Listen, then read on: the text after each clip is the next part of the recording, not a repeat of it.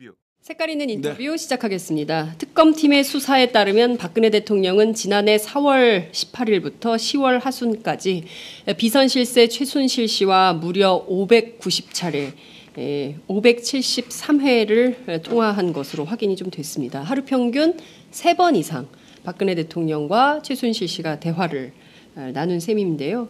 무엇보다 박근혜 대통령이 이 사건과 관련해서 대국민 담화를 했던 작년 10월 25일이죠. 24일부터 25일 새벽까지는 무려 10번이나 통화한 것으로 확인이 되고 있습니다. 사실상 대부분의 일상을 최순실 씨와 함께했던 것은 아닌가라는 판단마저 드는 상황인데요. 이 상황에서 특검의 수사기한 연장이 매우 중요한 첨예한 쟁점이 되고 있는 상황입니다.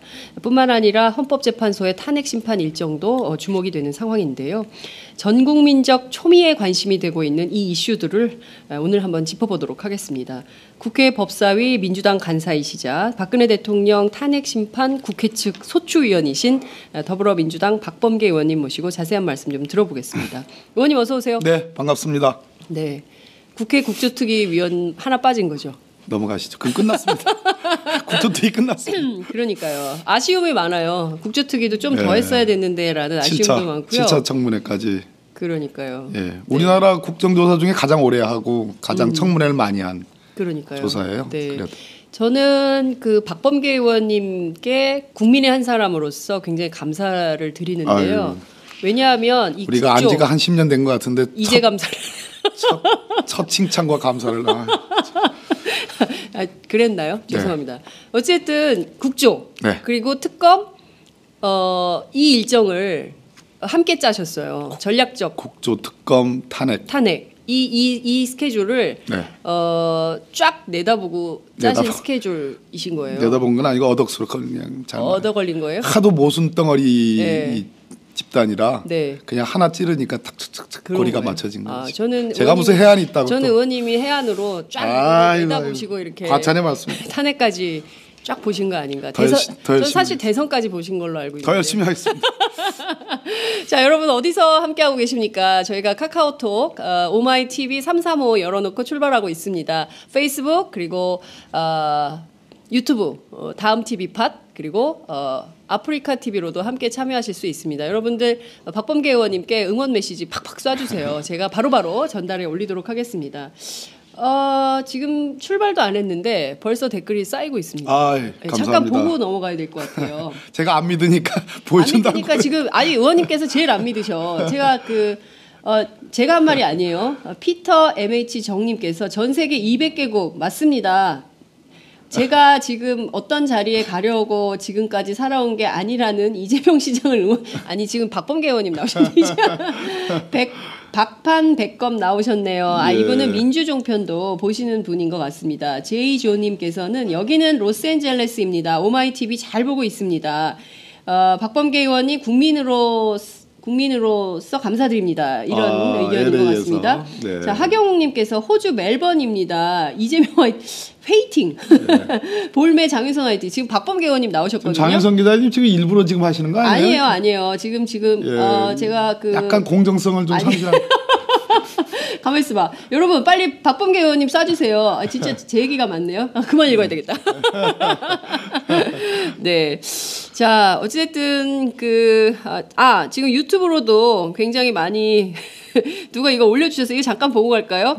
박판 백검이 민주종편 장면을 어느 분께서 지금 올려주셨습니다. 국무총리감이라고 의원님. 네, 멋져요. 박범계 응원 중입니다. 박범계 의원님 너무 잘하고 계세요. 내가 좋아하는 박범계 의원님이시네요. 짱돌님께서 존경하는 박범계 의원님 늘 응원합니다. 최고입니다. 화이팅 하셨고요. 네, 감사합니다. 네, 최철림님께서 박범계 의원이 응원합니다. 전주입니다 하셨습니다.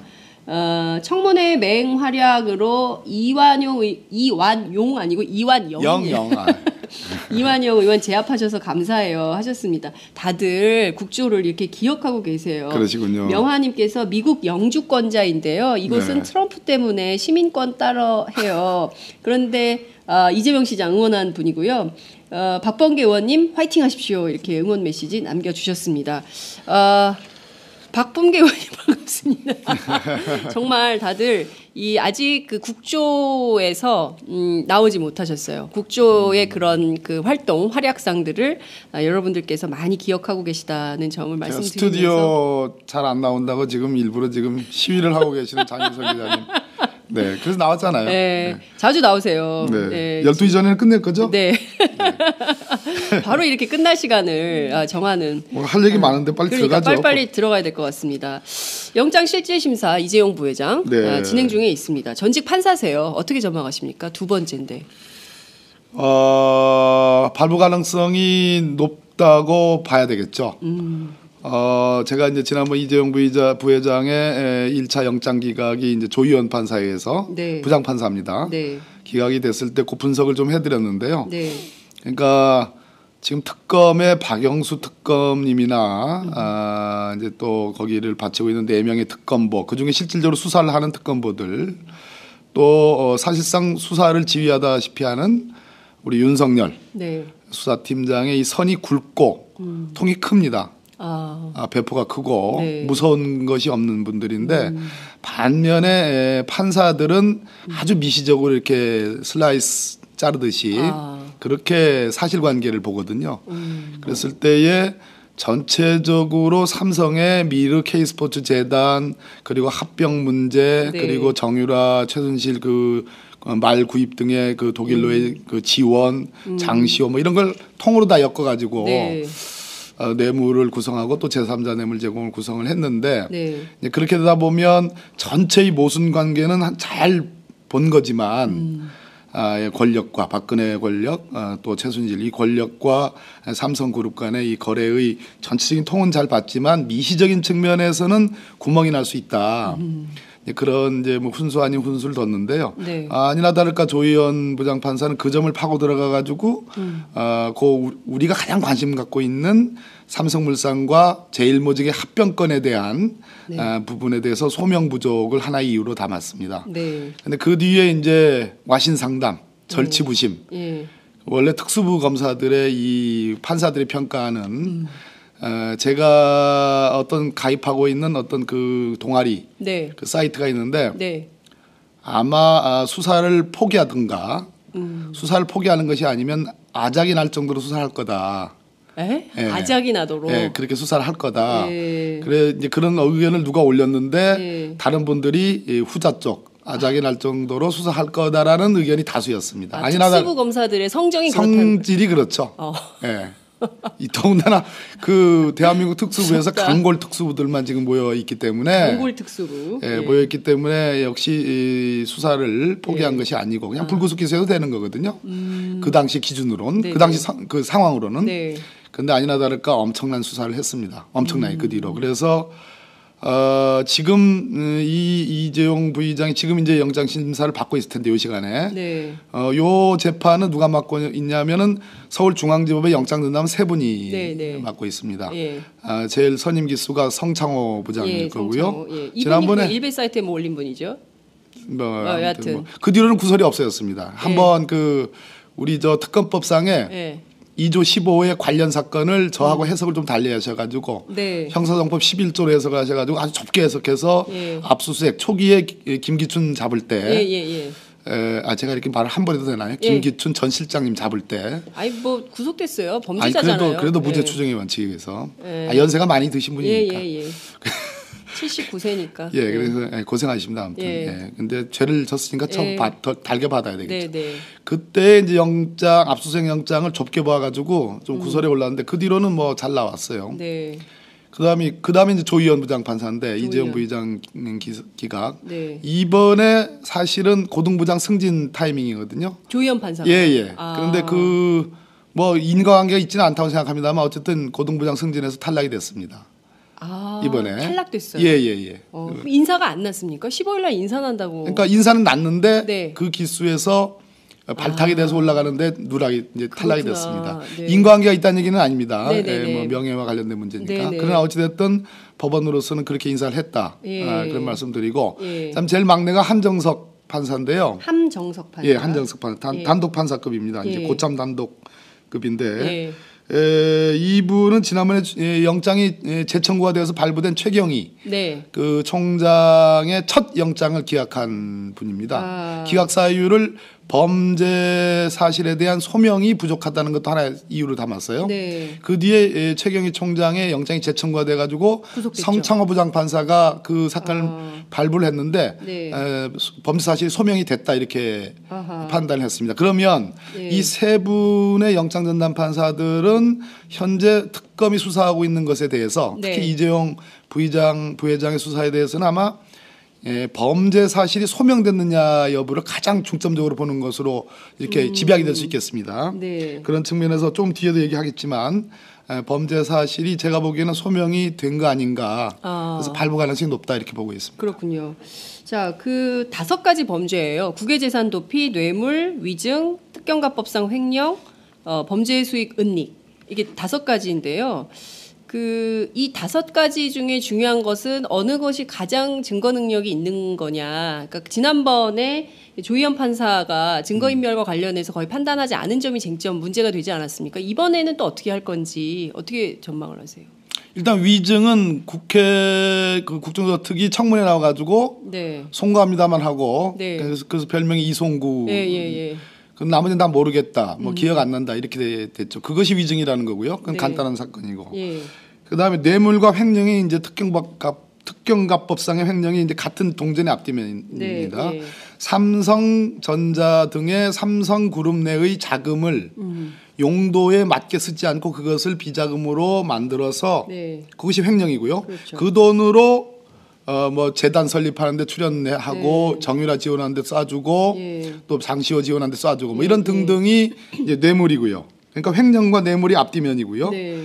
그 다음에 이제 이번에 새로 2가지가 이게 이제 더해졌는데 네. 국외재산 도피. 요거 네. 재질이 안 좋은 겁니다. 아, 지금 정유라 최순실에게 독일에 싸준 80억을 네. 국외재산 도피로 받습니다. 예. 그런 측면이 있고 또 하나는 이제 범죄 수익 은닉 예. 처벌법에 의한 건데 네. 이것은 뭐냐면 원래 그 비타나 부이 등의 말을 사줬잖아요. 네. 처음에 명마. 예. 명마 뭐 3마리인가 이렇게 사줬는데 네. 작년에 이 국정농단 게이트가 터지고 나서도 네. 터지고 나니까 이제 몸살이고 네, 이렇게 해야 되는 상황인데 네. 그 비타나 부이 등을 처분을 하면서 네. 마치 그 정유라 측에서 처분한 것처럼 허위 계약서를 작성하고 네.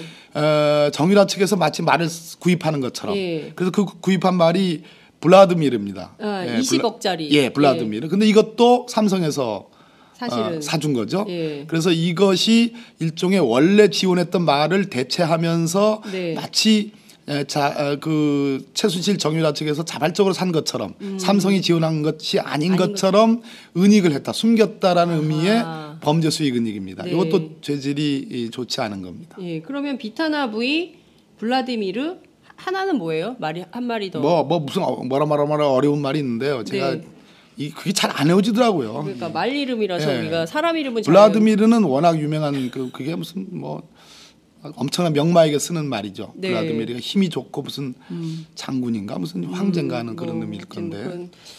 그러니까 지금 어쨌든 지금 이게 제일 심각한 국외재산 도피. 그다음에 아니요. 범죄 수익 그거 자체로 원래 이제 정상적으로 놓고 이게 다 동전의 앞뒷면. 동전은 앞뒤면인데 동전은 뭐 2면밖에 없으니까 이게 지금 그러니까요. 5면이에요, 5면. 그러니까 동전의 5면. 예, 동전은 없고 5면이 있는 무슨 모순된 무슨 물체가 있는데 모순 그것이 덩어리. 다 서로 상관관계로 엮여져 있는 거예요. 예. 근데 가장 중요한 건 역시 뇌물이거든요. 뇌물. 그런데 지난번 첫 영장 때는 삼성물산과 제일모직의 합병을 놓고서 네. 전체를 2014년 네. 2014년 초부터 네네. 2016년 초까지 네. 이렇게 통으로 엮었어요. 이렇게 쫙. 네, 예. 그래서 그게 전체적으로 포괄적인 예. 뇌물 관계에 있다. 예, 예. 그 중간에 이제 합병이 있고 미르재단 K스포츠 재단 설립이 있었어요. 예, 예. 이걸 전체로 엮었는데 네. 이번에 특검이 특별히 아주 구체적으로 특정해서 네. 삼성물산과 제일모직의 합병을 중심으로 놓고서 네. 그 뒤에 합병 뒤에 보니까 이 합병 전에 이미 그 여러 가지 그 상법 등의 개정에 의해서 신규 순환 출자는 금지되어 있습니다. 네네. 그래서 우리 그 야권에서는 신규 순환 출자의 금지뿐만 아니라 과거에 이미 순환 출자한 것도 규제를 하라는 게 이제 네. 개혁 과제인데 네. 어찌됐든 신규 순환 출자는 금지되어 있는데 네. 삼성물산과 제일모직이 합병이 되고 나서 삼성 SDI가 합병된 삼성물산의 네. 신주 1,000만 주를 팔아야지 그 순환 출자가 강화된 것을 해소할 수 있는 네. 상황이 됐습니다. 예. 그러니까 이 합병이 됨으로써 순환 출자가 강화됐다는 건 명백한 거고요. 네. 그래서 공정거래위원회가 이건 순환 출자가 강화된 거다. 그래서 상법에 위반되는 것이다라는 판단을 내렸습니다. 네네. 내려가지고 1,000만 주를 팔아야지 이 순환 출자 강화된 것이 해소된다. 네. 이런 지도가 되는 과정에서 예. 500만 주로 낮춰준 겁니다. 이런 정황들이 예. 밝혀진 거죠. 그걸 누가 한 거예요? 금융위원회에서 그렇게 그거는 하라고 한 건가요? 안종범 정책조정수석의 지시에 의해서 네. 그 최상목 금융비서관 청와대 금융비서관 예. 기재부 차관으로 갔죠. 네. 그리고 그 밑에 공정거래 부위원장 이름이 네. 김학연. 김학연. 예, 이렇게 내려오는 지시가 예. 있었다라는 것이 특검팀이 물증과 함께 진술도 확보를 했습니다. 그랬을 때에 보면 삼성물산과 제일모직의 합병과 관련해서 네. 합병 전과 합병 후에 사실은 그 합병은 7월 17일 날 합병이 됐고요. 네. 7월 25일 날 대통령과 이재용 부회장이 독대를 냈고 예. 그리고 미르재단 K스포츠 재단이 2015년 말과 2016년 초에 이루어졌는데 예. 시간적 간격이 크잖아요. 네네. 그 사이를 2015년 9월과 10월에 이 신규 순환 출자 해소 문제가 공정거래위원회가 딱 끼게 되는 겁니다. 그래서 시기적으로도 네. 제가 보기에는 한두 달 사이에 지속적으로. 지속적으로 딱딱딱딱 아구가 맞게끔 네. 지금 그 진행이 구성이 돼 됐던 있다 거다. 이런 얘기입니다. 그러니까 결국에는 박근혜 정부가 조직적으로 삼성 이재용 부회장의 경영권 승계를 위해서 정부 조직을 동원해서 뒷받침을 해줬다. 예, 암만요. 이런 증거들이 네, 다 뭐 나오는. 쉽게 뭉뚱그려서 말씀드리면 그렇습니다. 네, 이런 상황. 저는 어렵게 드린 말씀이고요. 아니요, 굉장히 분석적으로 말씀을 잘 네. 해주셨는데요. 저 같은 이런 것에 대해서 국민들은 허탈해하는 건데요. 그러니까 특정 재벌의 경영권 승계를 위해서 필요하면 국민연금도 동원하고 필요하면 정부기관도 동원하고 공정성이고 그렇습니다. 뭐고 묻지도 따지지도 네네. 않고 뭐 이런 식으로 했다는 건데요. 그리고 또 뇌물성을 또 강화하는 측면은 네, 저 정유라 최순실에게 독일에 80억을 쏴줬잖아요. 네. 원래는 뭐 계약 금액은 200억이 넘습니다만 네네. 그걸 분납을 해서 줬기 때문에 이제 80억 가다가 걸린 거란 말이에요. 네, 그러니까 국정농단이 딱 걸리니까 예. 삼성 측의 입장은 지금까지 우리는 몰랐다. 네, 선의로 영재 지원을 하는 한 차원에서 거다. 한 거다. 예. 국정농단 문제가 뭐 미르재단 K스포츠재단이 2016년 작년 9, 10월에 터지니까 우린 중단했다. 네, 응? 라고. 그러니까 우리는 뭐 대가성이나 부정한 청탁이 아니다라고 지금까지 변명을 해왔는데 네, 작년 9, 10월 달 그 농단이 터지고 난 뒤에도 미르 K스포츠재단 설립 문제가 터지고 난 뒤에도 네. 아까 말씀드린 것처럼 블라드미르라는 것을 말. 교환해줬다라는 예. 증거가 나온 겁니다. 그러니까요. 굉장히 중요한 대가성 내지는 부정한 청탁. 왜냐하면 그 상업에서 네, 비즈니스에서 제일 중요한 상도의가 뭡니까? 비즈니스에서 예. 제일 중요한 상대. 가치의 교환이거든요. 가치의 교환. 해준 만큼 갚는 거. 그 물건에 가치가 있는 만큼 돈으로 지불하는 거. 은혜를 입을 만큼 갚는 거. 이거거든요. 이게 은혜를 상도이예요. 입은 것보다 훨씬 더 많이 갚은 거 아니에요? 물론 몇 조 뭐 이런 예. 얘기는 그 논외로 치더라도 아주 네. 구체적인 범죄 사실과 관련해서는 우리가 사회적 도덕적 평가 네. 이런 거는 나중에 예. 경영적 평가, 회계적 예. 평가 이런 건 나중에 해야 될 문제지만 네. 지금 범죄 사실만 딱 놓고 보면 적어도 경영권 승계 이 합병에 관해서 최순실의 은덕을 입었기 때문에 네. 이 문제되는 국정농단 즉 네. 미르재단 K스포츠재단 문제가 터진 9월달 이후에도 예. 블라드미르로 교체되는 문제가 있다 생겼다. 이것은 부정한 청탁에 상당한 큰 단면이다 이런 네. 얘기죠. 근데 저는 참 그 담대하게 범죄를 저지른 거 아닌가라는 생각이 좀 드는데요. 이를테면 대부분의 사람들은 중간에 발각이 되면 이거 그만해야겠다. 꼬리가 길면 잡히니까요. 근데 했어요. 그리고 삼성이 첫 번째 이재용 부회장에 대한 구속영장이 청구됐을 때 보나마나 백전백승이다. 우리가 이긴다. 그러니까 이를테면 뭐 삼성 법조팀이 뭐 450명인가요? 뭐 변호사들 있고 태평양 그 변호사들을 동원해서 특검하고 친한 변호인들을 전부 배치했기 때문에 우리는 백전백승이다. 이번에도 또 자신감을 내세우고 있어요. 그러니까 법원은 관리가 되는 조직이다라는 말을 삼성 출입 기자들에게 삼성 관계자들이 했거든요. 이런 유전무죄, 무전유죄가 이번에도 통할 가능성은 없을까요? 대한민국 사회가 좁은 사회고 네. 하이 레벨, 그러니까 상위층으로 올라가면 매우 좁은 사회입니다. 네. 인과관계로 다 엮여져 있습니다.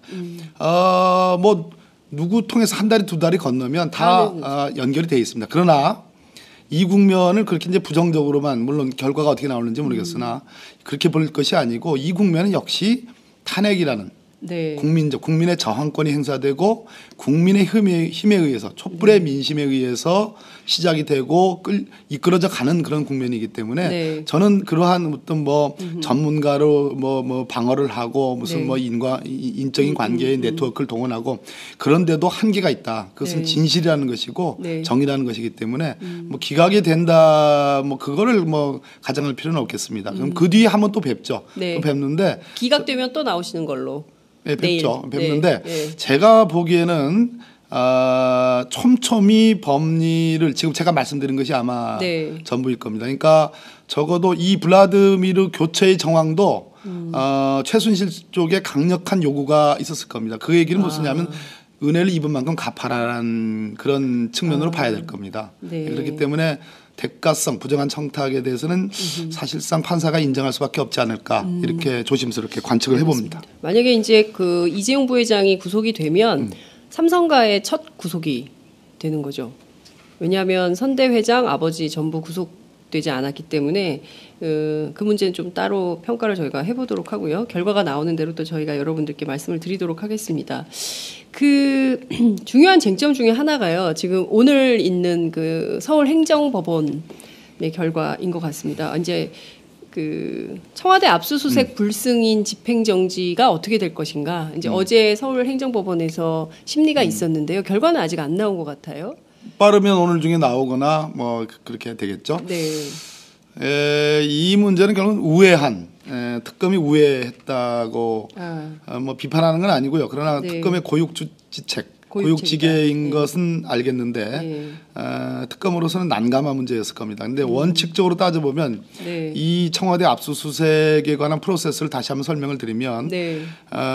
영장 판사가 압수수색 영장을 특검으로부터 청구를 받고 나서 네. 소위 청와대가 압수수색을 네. 불허한 것이 아니죠. 이것은 뭐 법적인 의미의 불허는 아닙니다. 사실상 거부한 겁니다. 사실상의 거부인데요. 거부권 행사 뭐 이런 건가요? 예, 뭐 그런 겁니다. 네. 못한다고 이제 딱 버틴 거죠. 네.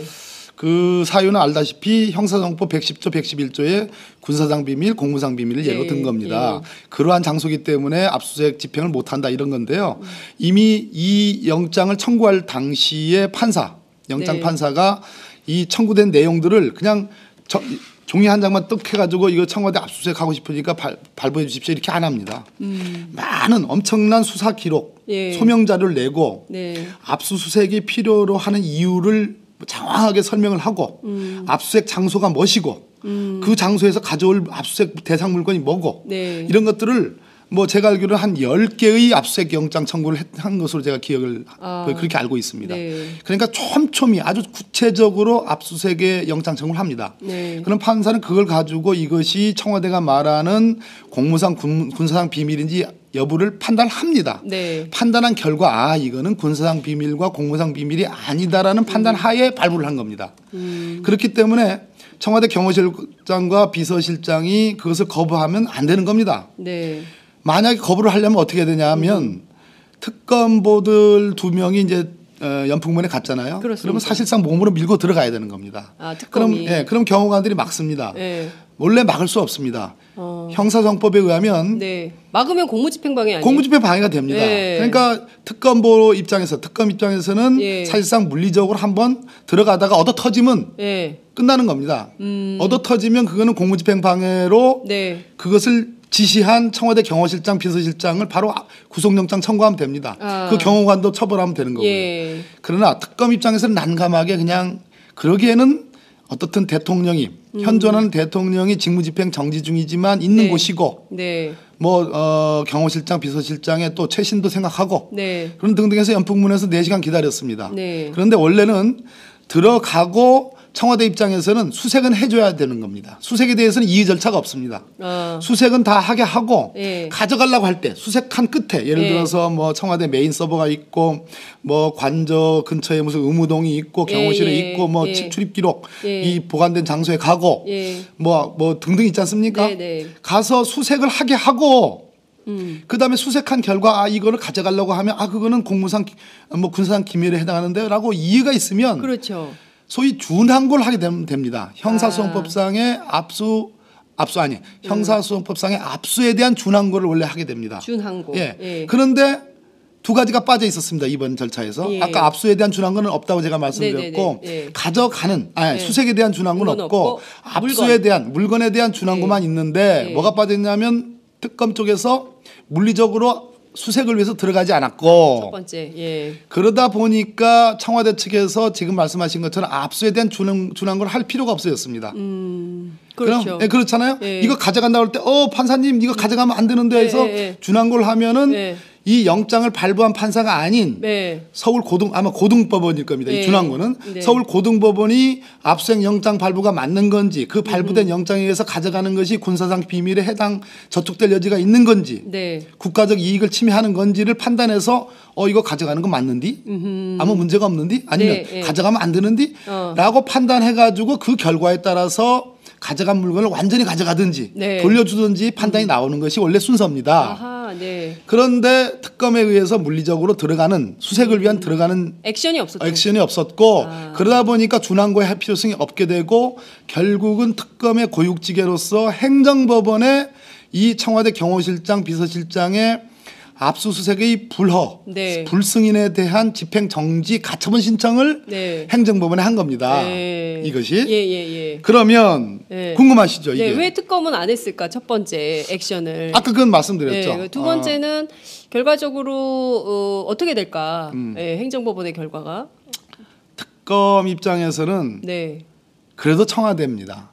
사실은 우리 국조특위 우리 국조특위위원도 갔다가 현장 조사 갔다가 그 2층 연풍문에서 경호실장 얼굴만 보고 한 두어 시간 있다 나왔는데요. 예.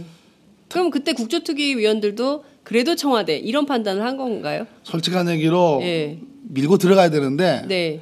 오만 잡컷이 다 생각이 나더라고요. 그 현장에 계시니까. 이런저런 생각들이 나요. 예. 그래서 뭐 그렇습니다. 예. 뭐 또 우리는 우리 당만 있는 것이 아니고 네. 새누리당도 있고 당시에 예. 또 뭐 바른정당도 또 어정쩡한 또 바른정당 되려고 말랑한 그 정당도 있었고 예. 오만 잡컷이 생각나는데 특검인들 그런 생각이 안 들까. 그래서 저는 1차는 그렇게 한 4시간 버티다가 나오고 네. 2차는 한번 들어갈 줄 알았어요. 예. 들어가는데 아마도 뭐 제가 보기에는 역시 법원의 예. 권위를 빌어서 한번 밀고 들어갈 계기를 네. 만들기 위해서 이제 이 묘안을 생각해낸 것 같은데 예. 이 청와대 측에서 오늘 반론을 어떻게 폈냐면 아니 이거는 형사법상의 압수수색영장 청구와 발부와 집행의 문제를 네. 왜 행정법원으로 행정법원에 가져가느냐. 행정법원으로 가져가. 네. 행정법원이라는 것은 국가, 지방자치단체와 같은 공공기관의 그렇습니다. 처분청이 예. 처분청이 즉 공권력이 위에 있는 기관이 네. 어떠한 강제력 있는 처분을 내렸을 때 네. 누구에 대해서 민간인에 그렇습니다. 준하는 지위에 있는 예. 그런 기관 단체에 네. 그런 처분을 내렸을 때 그 민간인 또 민간인에 준하는 단체가 불복 거기서 네. 이의를 제기하는 것이 행정소송인데 예.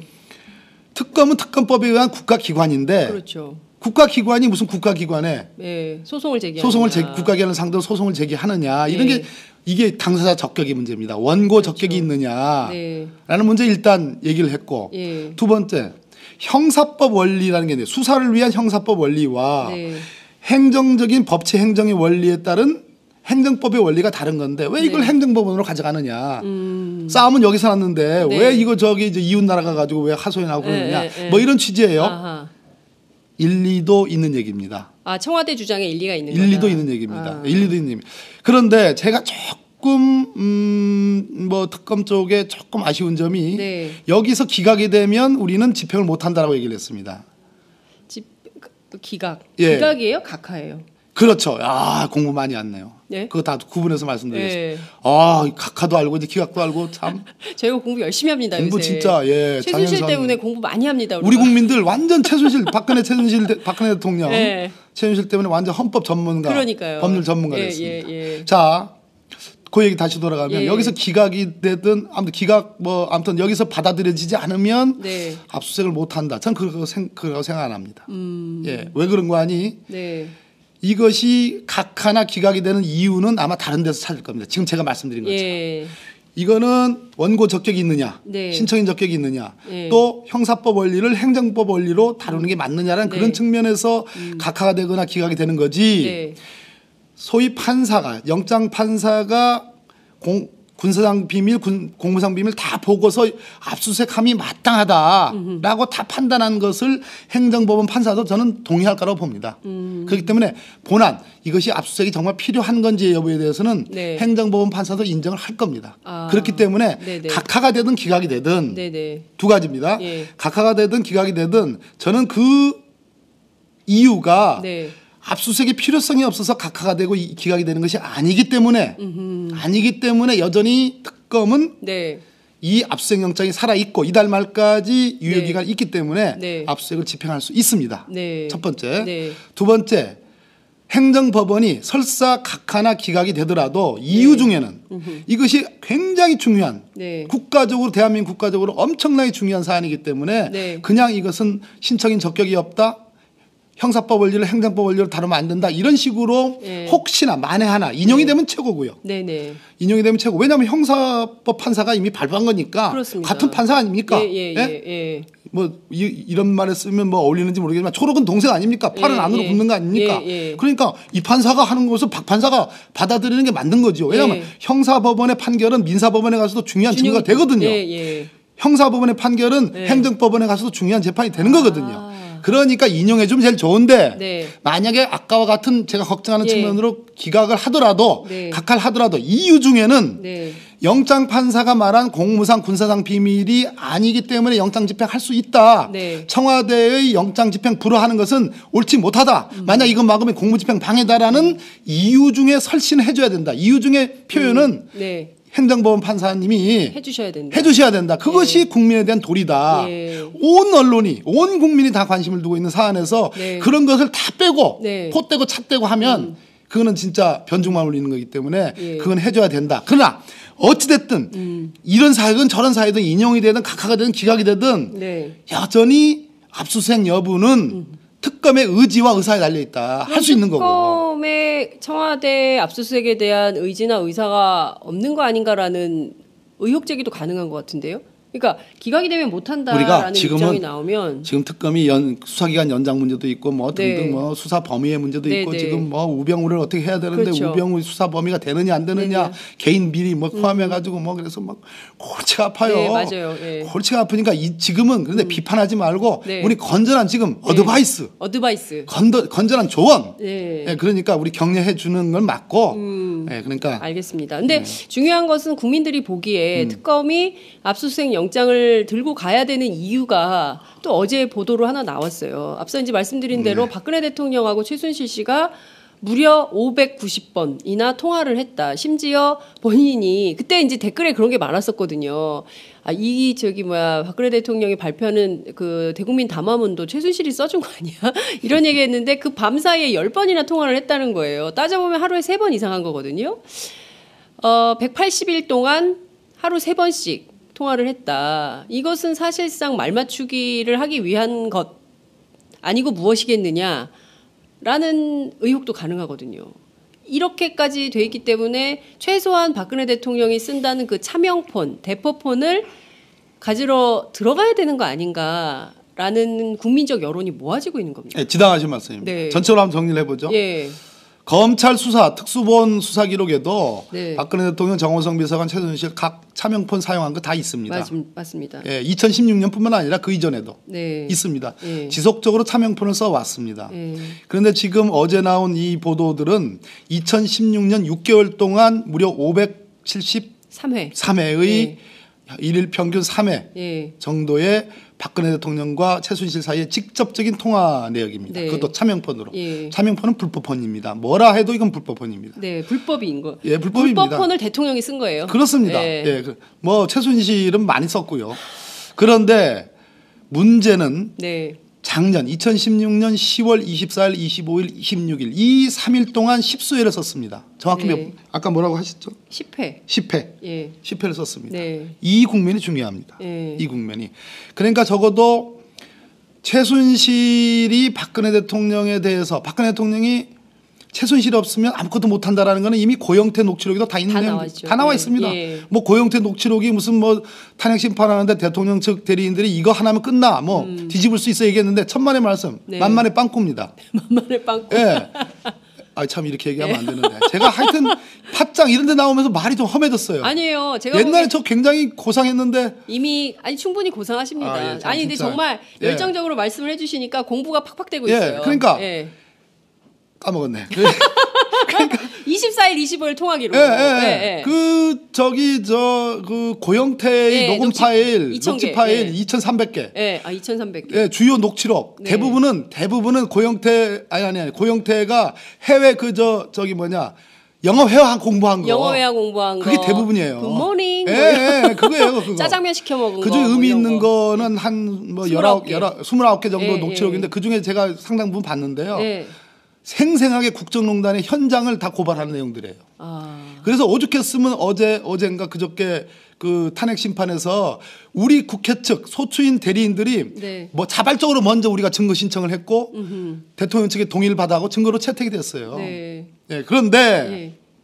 그러니까 앞뒤도 못 가려요 이게 지금 상황이 예, 예. 고영태의 예. 녹취록을 통해서도 이미 다 증거가 오히려 그 이를테면 대통령 측에게 유리하기 어려운 그렇습니다. 불리한 내용이 예. 전부 다 나오고 있는 예, 거예요. 예. 그리고 통화도 이렇게 했고 예, 물론 불법으로. 고영태 뭐 박헌영 무슨 유상영 그리고 예. 뭐 그 최철 네. 또 뭐 또 한 사람 누굽니까? 김수현. 김수현. 뭐 이런 사람들이 노승일은 제가 의원 빼겠습니다. 대표, 왜냐하면 대표죠. 노승일은 예. 제가 가장 위대한 증인이라고 했고 예. 노승일은 친해져 가지고 소주도 한잔 했고 했으면 노승일은 빼는데 아무튼 이 친구들이 네. 하도 해먹으니까 최순실이가 예. 예? 박근혜 대통령 막 이 백그라운드로 해먹으니까 네. 아 그럼 우리도 같이 좀 해먹자 이런 취지의 그 오해를 받을 소지가 있는 국면이 있습니다. 그건 국정농단의 단면이죠. 너무 우스우니까. 너무 우스우니까 야, 참 야 이렇게도 되는구나. 이렇게 되는구나. 그럼 우리도 해먹을 예. 수 있겠다 이런 생각을 예, 그냥 예. 농담처럼 한 거예요. 네, 이 예. 분이 이 강남 그 선글라스 끼고 있는 예, 그 있잖아요. 아줌마가. 예, 예. 뭐 저는 아줌마라고 안 하겠습니다. 예, 뭐 예. 이제 장윤성 기자님 해도 되고. 뭐 부인네라고 예, 할까요? 이 부인네, 예. 이 부인님, 여사님. 네. 뭐 아무튼 이분이 하도 해먹으니까 네. 아니 어마어마하게 해먹으니까 우리가 좀 그거 좀 이렇게 해먹으려고 이제 한 거는 같아요. 네, 네. 그러니까 이제 고영태 스스로 나는 그랬잖아요. 의인은 아니지만 쓰레기도 아니다. 쓰레기도 아니다. 예. 그게 그거거든요. 예. 자, 그래서 다시 돌아오면 네. 10월 24일이 무슨 날이에요? 10월 24일이 태블릿 PC가 처음 까진 날이죠. 까진 날입니다. JTBC 공개된 보도로. 날이에요. 예. 아니, 까진- 공개된 날. 공개된 죄송합니다. 날. 저도 예. 까진 날이란 말을. 예, 그렇습니다.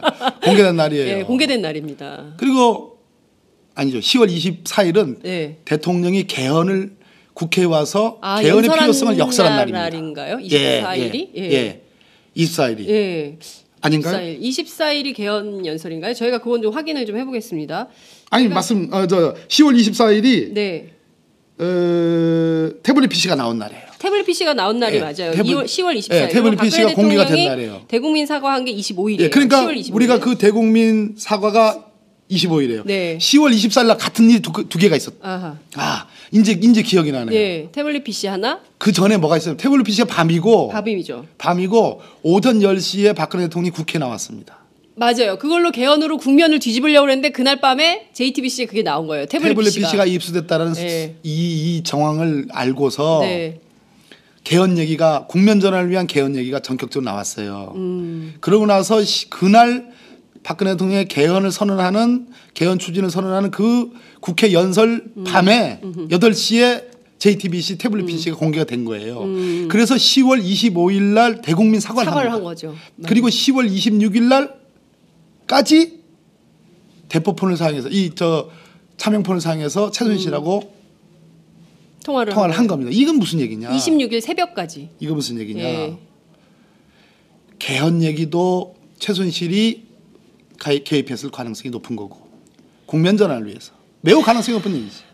예. 언니 개헌으로 뚫어 이런 거예요? 예, 아무튼 뭐 그 비슷한 얘기로 예. 추정할 수 있죠. 예. 추정할 수 있죠. 예. 그리고 예. 태블릿 PC가 까지니까 누구 봐도 태블릿 PC를 잘하는 사람은 최순실. 자기 거니까. 예. 어머 저기가 있네. 어머 저게. 어떡하면 좋아. 큰일 났네 저거. 나도 이렇게 큰일 났어 이거. 초삭되지 이거. 네? 아니, 분리 안 하면 우리 다 죽어. 이게 예. 그래서 나온 거죠. 그렇죠. 예. 문제는 적어도 25일, 26일에 통하는 증거 인멸과 매우 유관성이 높다. 이 매우 10번의 유관성. 통화는 사실상 증거 인멸을 모의하는 절차였다. 그렇게 보지 않으면 이건 상식적으로 설명이 되지 그렇습니다. 않는다고 예. 봐야 되겠죠. 그 이후에 예. 10월 26일 이후에 최순실이 뭐라고 그랬습니까? 노승일 증인한테 전화해가지고 네. 우리 국정조사에 나왔잖아요. 맞습니다. 예. 그거 태블릿 가져간 거 훔쳐간 걸 해. 예. 그렇게 밀어. 맞아요. 그렇게 예. 몰아. 그렇게 몰아. 몰아가지고 예. 그게 나온 거 아닙니까? 예. 정동춘이가 뭐 박헌영한테 해가지고 예? 이것은 무슨 뭐 고영태 것인데 고영태가 가지고 다니는 것인데 네, 무슨 뭐 예. 충전기를 뭐 구해오라고 했더니 이것은 네. 구형이라 잘 안 맞아가지고 어쩌고 저쩌고 그 고영태 책상 머리가 어떻고 저쩌고 책상 네. 서랍에 들어있었고 어쩌고 저쩌고 이런 얘기들이 시리즈로 나온 거예요. 그렇죠. 분리 안 하면 다 죽어가 그때 나온 거예요. 그렇습니다. 노승일 그렇다면은 예. 이 차명폰이야말로 네. 박근혜 대통령이 쓴 이 차명폰이야말로 압수수색의 1호 중에 1호다. 압수수색 그렇기 위해서라도 대상에. 예. 특검이 압수수색을 해야 된다 이런 얘기를 네. 하는 겁니다. 자 이렇게까지 됐으면 그 사실상 특검이 압수수색을 통해서 최소한 박근혜 대통령에 대한 통화 기록을 확인을 해야 되는 것이고요. 또 하나는 보안 손님이 그렇게 많이 심지어 말장사까지 드나들었다는데 도대체 출입 기록이 어떻게 되는 거냐 이건 좀 확인을 해야 되지 않을까요? 그러니까 의료농단이라고 하는 뭐 김상만 전 녹십자 이메드 원장은 내가 뭐 그 언론 보도 때문에 이렇게 엮였다 이런 표현을 쓰고 있지만 실제로 의료농단의 핵심 내용이 되는 보안 손님 이 내용도 확인을 좀 해봐야 되지 않습니까? 물론입니다. 예. 이 이제 특검 쪽에서 이 573회와 네. 1일 3회 이상 6개월 네. 동안 그리고 그 문제의 작년 10월 24, 5, 6 이 국정농단이 터진 그 당시에도 네. 사실은 국정농단이 언제 터졌냐면 9, 10월에 터졌어요. 9, 10월에 터졌죠. 이 태블릿 PC 이전에 네. 한참 이전에 그 미르재단 K스포츠단 얘기는 네. 9월 달에 터졌습니다. 아니죠. 사실은 7월이죠. 예. TV조선 보도로 처음 나왔죠. 정확히 얘기하면 예. 그러니까 사실상 6개월 동안의 절반에 네. 가까운 시간 동안 네. 박근혜 대통령이 최순실과 차명폰으로 통화를 한 겁니다. 맞습니다. 그래서 아까 10월 24일, 20월 26일만 네. 증거인멸에 관계된 것이 아니고 네. 그 이전 한참 이전에도 증거인멸에 관련된 가능성이 높다. 근데 특검이 이걸 어제 공개했어요. 네. 횟수만 공개했습니다. 이건 맛배기라고 생각합니다. 맛보기. 더 나올 내용이 아직도 많이 무궁무진하다. 왜냐하면 압수수색 이 통화 예. 내역 조회는 예. 1년간 할 수 있습니다. 1년 동안 이 보관이 됩니다. 1년이 지나면 없어집니다. 그 통신사에 요청하면 받을 수 있는 통화 기록이 1년간은 저장이 된다는 거죠. 그러면 작년 한 해 동안 나눈 대화 기록은 적어도 제목 다 정도. 확보를 할 수 있는 적어도 거죠. 제목 정도. 그러니까 작년 이 마지막 타이밍이 시간이 네. 2016년 10월 26일이에요. 네. 근데 지금 이제 중요한 2017년 것은 2월이에요. 예, 말씀 주신 대로 9월, 작년 9월부터 10월, 그러니까 작년 9월부터 현재까지 나누면 127회를 통화한 걸로 확인이 되거든요. 그러면 이 사건이 터진 뒤로 최순실 씨하고 박근혜 대통령이 직접적으로 계속 통화하면서 이 사건의 방향을 잡은 거다. 이렇게 볼 수밖에 없는 그렇게 거잖아요. 추정할 수밖에 없는 거죠. 야, 여기까지 나왔는데도 이 청와대 압수수색 영장을 집행하지 못하도록 막는다면 이거 그러니까 뭐 막는 거죠. 그거 아니면 왜 막을 이유가 뭐 있겠습니까? 무슨 군사상 비밀 뭐 지금 들어가겠다는 데가 어딘데요? 예. 그거 아닙니다. 민정수석실, 정무수석실, 그 의무동, 예? 경호실 출입 관련된 그런 사무소, 네. 그런 사무실 예. 뭐 들어가는 게 빤해요. 예? 청와대 내에 군사상 그 비밀을 요하는 장소는 별도로 네. 있습니다. 예.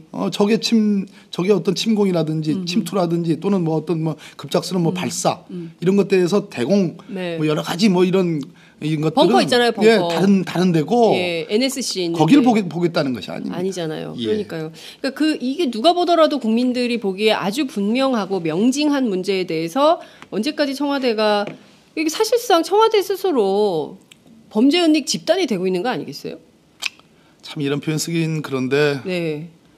이쯤 되면 참 이쯤 되면 스스로 제가 보기에는 나와줘야 돼요. 결자 예. 해지해 주셔야 되는데 참 무슨 소굴이라고는 쓰고 싶지 않습니다. 범죄 소굴이죠, 뭐. 그건 이제 장윤선 기자님의 표현이고 저장소 같은 느낌도 들고 네. 예, 여러 가지 참. 범죄 저장소 예, 이런 말씀 주셨습니다. 지금 속보가 하나 들어왔는데요. 네. 김평우 전 대한변협 회장이 이동흡 흡사마 이동흡 전 헌법재판관의 뒤를 이어서 탄핵심판 대통령 측 대리인단에 합류를 했다고 합니다. 이게 계속 변호사가 추가돼도 되는 건가요?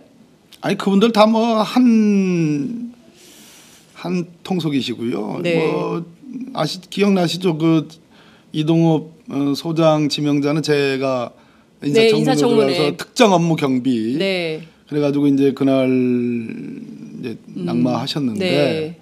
매달 300만 원씩 아주 알뜰하게 MMF까지 투자하시면서 네. 쓰셨죠. 그걸 다 기억을 하고 계시네요. 아니 뭐 계속 요새 나오는 한 통장으로 이슈들이니까요. 월급 예, 통장으로 같이 통장으로 들어가지고. 같이.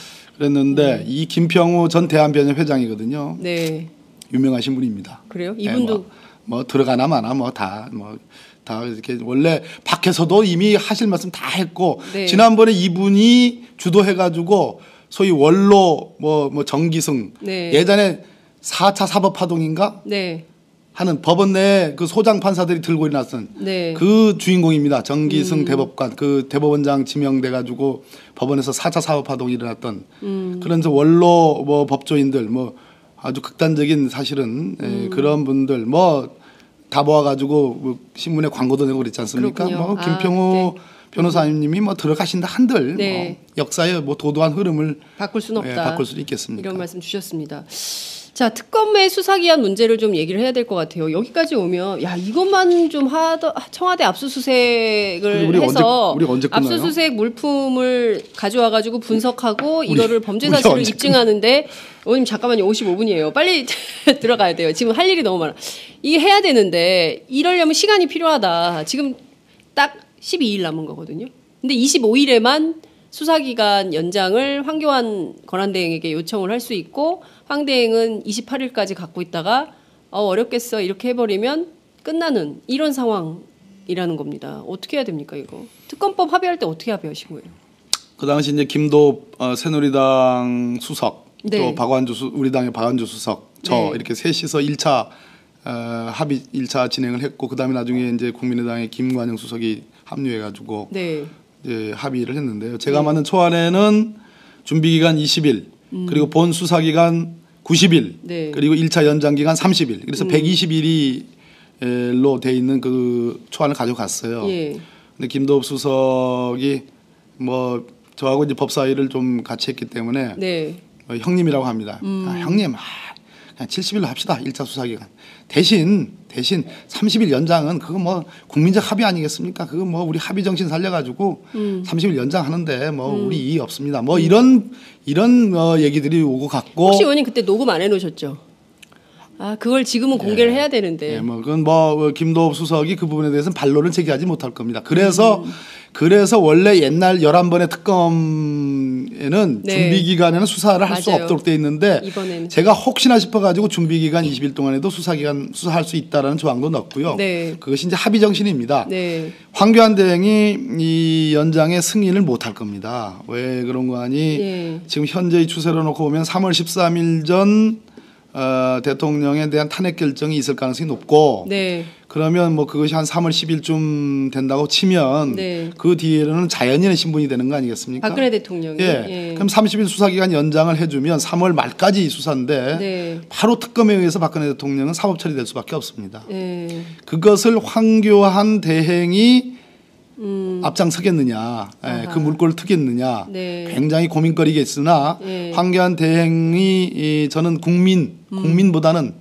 본인을 법무부 장관으로 임명하고 네. 그 다음에 법무부 장관에서 끝나지 않고 많은 우여곡절 겪었습니다. 많은 구설도 올랐고 네. 많은 비판도 받았고 많은 비난도 받았는데 그런 분을 일국의 총리 1인지하 만인 지상에 네. 총리로 임명을 했어요. 뭐 그 정도 되면 또 황교안 대행 제 입장에서는 이분 제가 보기에는 출마 가능성이 높아요. 네. 대선 출마 가능성이 예. 높습니다. 근데 저는 이런 시나리오는 어떠세요? 제가 그 황교안 대행이 물론 이제 굉장히 비판을 많이 받았지만 법무부 장관, 총리 그리고 심지어 지금 대통령 권한대행까지 하게 된 거 아니겠어요? 운이 억세게 좋은 사람이다 이런 평가를 언론으로부터 받고 있는데 이 황 대행이 말씀하신 대로 출마를 생각한다면 박근혜 대통령과 은혜는 많이 입었으나 이 고리는 끊고 박근혜와 보수를 분리하면서 보수의 아이콘으로 해서 대선 출마 가능성 아니죠. 예, 그렇지는 않을까요? 예, 그거는 이제 저보다 정치 오래 하셨잖아요. 예. 근데 이제 제가 이 학습 능력이 조금 더 네, 뛰어나십니까? 뛰어나다기보다도 빠른 것 같은 빠른 것 같아요. 요 국면은 네. 요 국면은 뭐 장윤선 기자님 뭐 정치 뭐 한 9단쯤 되시는데 아니, 제가 무슨 정치 구단입니까? 제가 감히 뭐 좀 아니, 왜 그러세요? 저는 조금 다르게 보는 게 네. 그 보수가 새누리당이 처음에 이 국정농단이 터지고 국민들에게 다 무릎 꿇고 네. 사죄할 당시에는 박근혜 대통령과 이 국정농단의 부역자들을 분리해내려는 네. 건강한 보수를 표방하려 했습니다. 맞아요. 예. 지금 다 표변했습니다. 박근혜 대통령이 제명 안 합니다. 탈당 안 시킵니다. 맞아요. 그리고 지금은 탄핵의 기각이 마땅하다고 너도 나도 지금 다 나오고 있습니다. 네. 박근혜 대통령 무슨 죄가 있느냐? 억울하다. 네. 김대중 대통령, 노무현 대통령, 이명박 대통령 다 했던 짓이다. 예. 뭐 이런 식으로 견강부회하고 완전히 국면을 호도하고 있습니다. 네. 그러니까 보수가 그냥 보수가 아니에요. 건강한 보수가 아니고 우익 아니에요? 예, 뭐 극우죠, 극우. 극우. 예, 극우적인 발상이 저는 여전하다. 네. 그렇기 때문에 황교안 총리야말로 국가보안법을 해석하는 데서 가장 극우적인 입장이 있습니다. 네. 우리가 꼴공안이라고 얘기하셨습니다. 네, 꼴공안. 그것을 아주 자부심을 갖고 네. 또 더군다나 통진당 해산을 주도한 인물 아니겠습니까? 네. 예, 그렇기 때문에 저는 황교안 총리의 머릿속에는 박근혜 대통령의 그래도 아주 일부이긴 하지만 콘크리트처럼 남아있는 네. 극성스러운 지지자들을 엮어서 이걸 기반으로 삼아서 건강한 보수인 것처럼 위장을 해서 적어도 한번 대권도 노려보려는 그런 의도도 있다. 예. 그렇기 때문에 절대 박근혜 대통령과 자기를 예. 분리하지 않을 것이다라는 것이 제 분석이고 판단입니다. 자, 그러면 황 대행이 이거를 안 해주면 2월 28일 날 끝나는 거잖아요. 그렇습니다. 그러면 그 전에 국회 본회의가 23일 날 있는데 그럼 이 법을 통과시켜서 자동 연장되도록 하자. 근데 여기에 새누리당이 반대하고 있죠. 있는 거잖아요. 그것도 한 측면입니다. 그럼 이건 그러니까 어떤 돌파구가 가능한 겁니까? 특검 연장에. 결국 이제 국민적 여론 네. 그리고 지금 특검의 이 하루하루의 이 브리핑 내용들이 네. 날이 서고 있습니다 지금. 예, 날이 서서. 네. 그럼에도 불구하고 저는 황교안 대행이나 청와대 측이나 또 새누리당을 지금 이끌어가는 몇몇 강성적인 입장을 갖고 있는 지도부는 눈 하나 깜짝하지 않을 것 같습니다. 그래서 국민은 10중에 6명은 연장하라는 여론이 6명 더 넘죠. 예. 예. 제가 67% 정도 67%, 봤는데요. 예. 예, 그렇게 봤어요. 예. 그랬는데 남은 거는 뭐 이게 방법이 없어요. 이게 뭐 안건조정위원회나 신속 처리 안건으로 가도 시간이 걸립니다. 네. 그래서 그러면 다 끝나게 돼요. 네. 그러면은 국회의장이신 정세균 의장님이 직권상정 카드를 이것은 특단의 사정이다. 물론 뭐 천재지변 등등의 이런 요건을 엄격하게 해석할 수 있는데 국회의장님이 이거야말로 국가적인 과제고 이 특검에 의한 추가적인 특검이 구체적으로 이러이러이러한 부분에 대해서 일단 나왔습니다.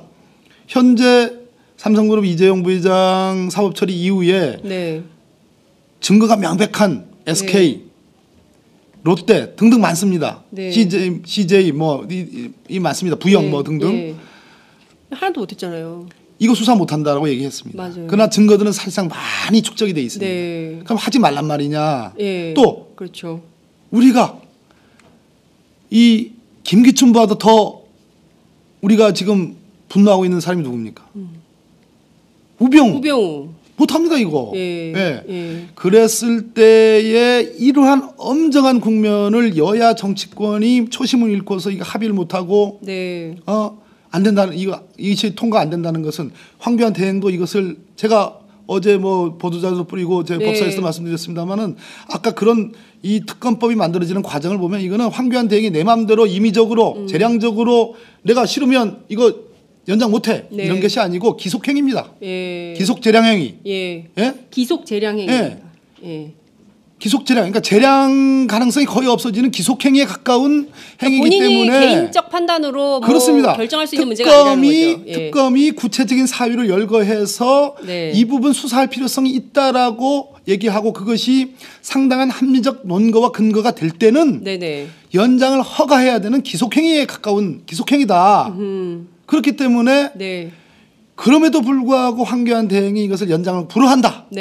그렇다면 이거는 정세균 3부 요인 중에 한 분 아닙니까? 그렇습니다. 정세균 의장님 이거는 국회의 다수 의견을 무시하는 거고 국민의 절대 다수 의견을 어기는 거기 때문에 직권상정의 요건이 된다고 해석할 수도 있다. 이 말씀을 남깁니다. 아유, 정세균 의장님 제가 부담드려서 죄송합니다. 예. 시청자 여러분들께서 정세균 의장실에 전화 좀 하셔야겠네요. 부담드려서 죄송합니다. 그래서 전화하셔가지고 이 특검법의 연장 법안에 계속 그 이른바 이제 목리를 부리는 거 아니겠어요, 새누리당이. 그리고 지금 국회 환노위 그 청문회 핑계로 전체 상임위 일정 보이콧 한다고요. 이유는. 그러니까 이게 막 비본질적인 이슈로 막 그런데 이게 뭐 너무 합리적이지 않잖아요. 국민들이 보기에 말도 안 되는 이유를 꼬투리 잡아가지고 보이콧하고 결국에는 이게 이제 정세균 의장한테 압박을 넣는 건데 반대의 압박, 국민적 압박이 필요한 거 아닌가 이런 말씀을 좀 드릴 수 있을 것 같고요. 정세균 의장님 거듭 죄송합니다. 이게 뭐 시간이 없기 때문에 헌법재판소 얘기를 좀 간단히 짚어야 될 것 같아요. 지금 이제 4분 남았는데요. 3월 9일에 되는 겁니까? 3월 초에? 지금 왜냐하면 또 그 계속 변론기일을 연장할 가능성, 특히 이제 최종 변론기일을 어떻게 할 거냐. 22일까지 변론기일 종료한다 치더라도 23일 날 성명 자료 다 제출하면 그걸로 끝이 아니라 최종 변론기일을 또 잡는다. 그 박근혜 대통령이 출석하겠다. 이럴 때 어떻게 될 것인가. 제가 지금 달력을 이제 보고 있는데요. 네네. 3월 10일이 금요일입니다. 네. 3월 13일이 월요일이고요. 3월 13일이 이정미 재판관의 마지막 임기 만료일일 겁니다. 그러니까 산수적으로 치면 3월 13일 선고도 불가능한 것이 아닙니다. 3월 13일 선고도. 그 다음에 남는 게 3월 10일, 3월 8일, 3월 6일, 3월 9일, 3월 9일은 목요일이고요. 원래 헌재는 그동안 사건을 선고를 9일, 목요일 선고를 해왔습니다. 근데 어제 우리가 꼭 무슨 중요 사건은 항상 목요일만 한다는 법이 없다. 금요일을 얘기했습니다. 헌재가 그동안 11차 그 변론을 11차를 해왔다던가. 아니 지금 13차까지 해죠. 변론기일이. 그 뭐 12차 정도 했고 뭐 오늘도 들어가든가 아마 그럴 겁니다. 그런데 그동안은 화목 재판을 해왔습니다. 화목 재판을. 그러다가 월수금 재판으로 이제 바뀌었어요. 월수금 재판이 제가 달력 좀 보겠습니다. 그 화목 재판 하다가 2월 20일, 22일 요 주에 월수로 이렇게 배치를 해놨습니다. 월수로 배치했어요. 다음 주에요. 다음 주에. 월수. 그러니까 화목 재판에서 월수 재판 2월 22일까지 증인을 채택해놓고 증인신문기를 잡았습니다. 그리고 22일 날 가장 중요한 증인인 안종범 오전, 최순실 오후로 잡아놨습니다. 그리고 그동안 증인으로 출석하지 않은 사람에 대해서 예를 들어서 안봉근 증인 취소했습니다. 증인 취소. 더 안 하겠다는 겁니다. 이제 증인신문 안 하겠다는 겁니다. 그러면 23일이나 24일 월수금 재판으로 놓고 보면 24일 날 변론 종결 가능성이 매우 높다. 24일 금요일 날. 변론 종결 선언. 변론 종결 선언 가능성이 높다. 만약에 변론 종결을 하면서 헌재가 이렇게 할 가능성이 있습니다. 대통령 측이 혹은 대통령 본인이 헌재에 나와서 마지막 최후 진술을 할 의사가 계시다면 있다면 24일 날 변론 종결하더라도 27일, 28일 월화죠.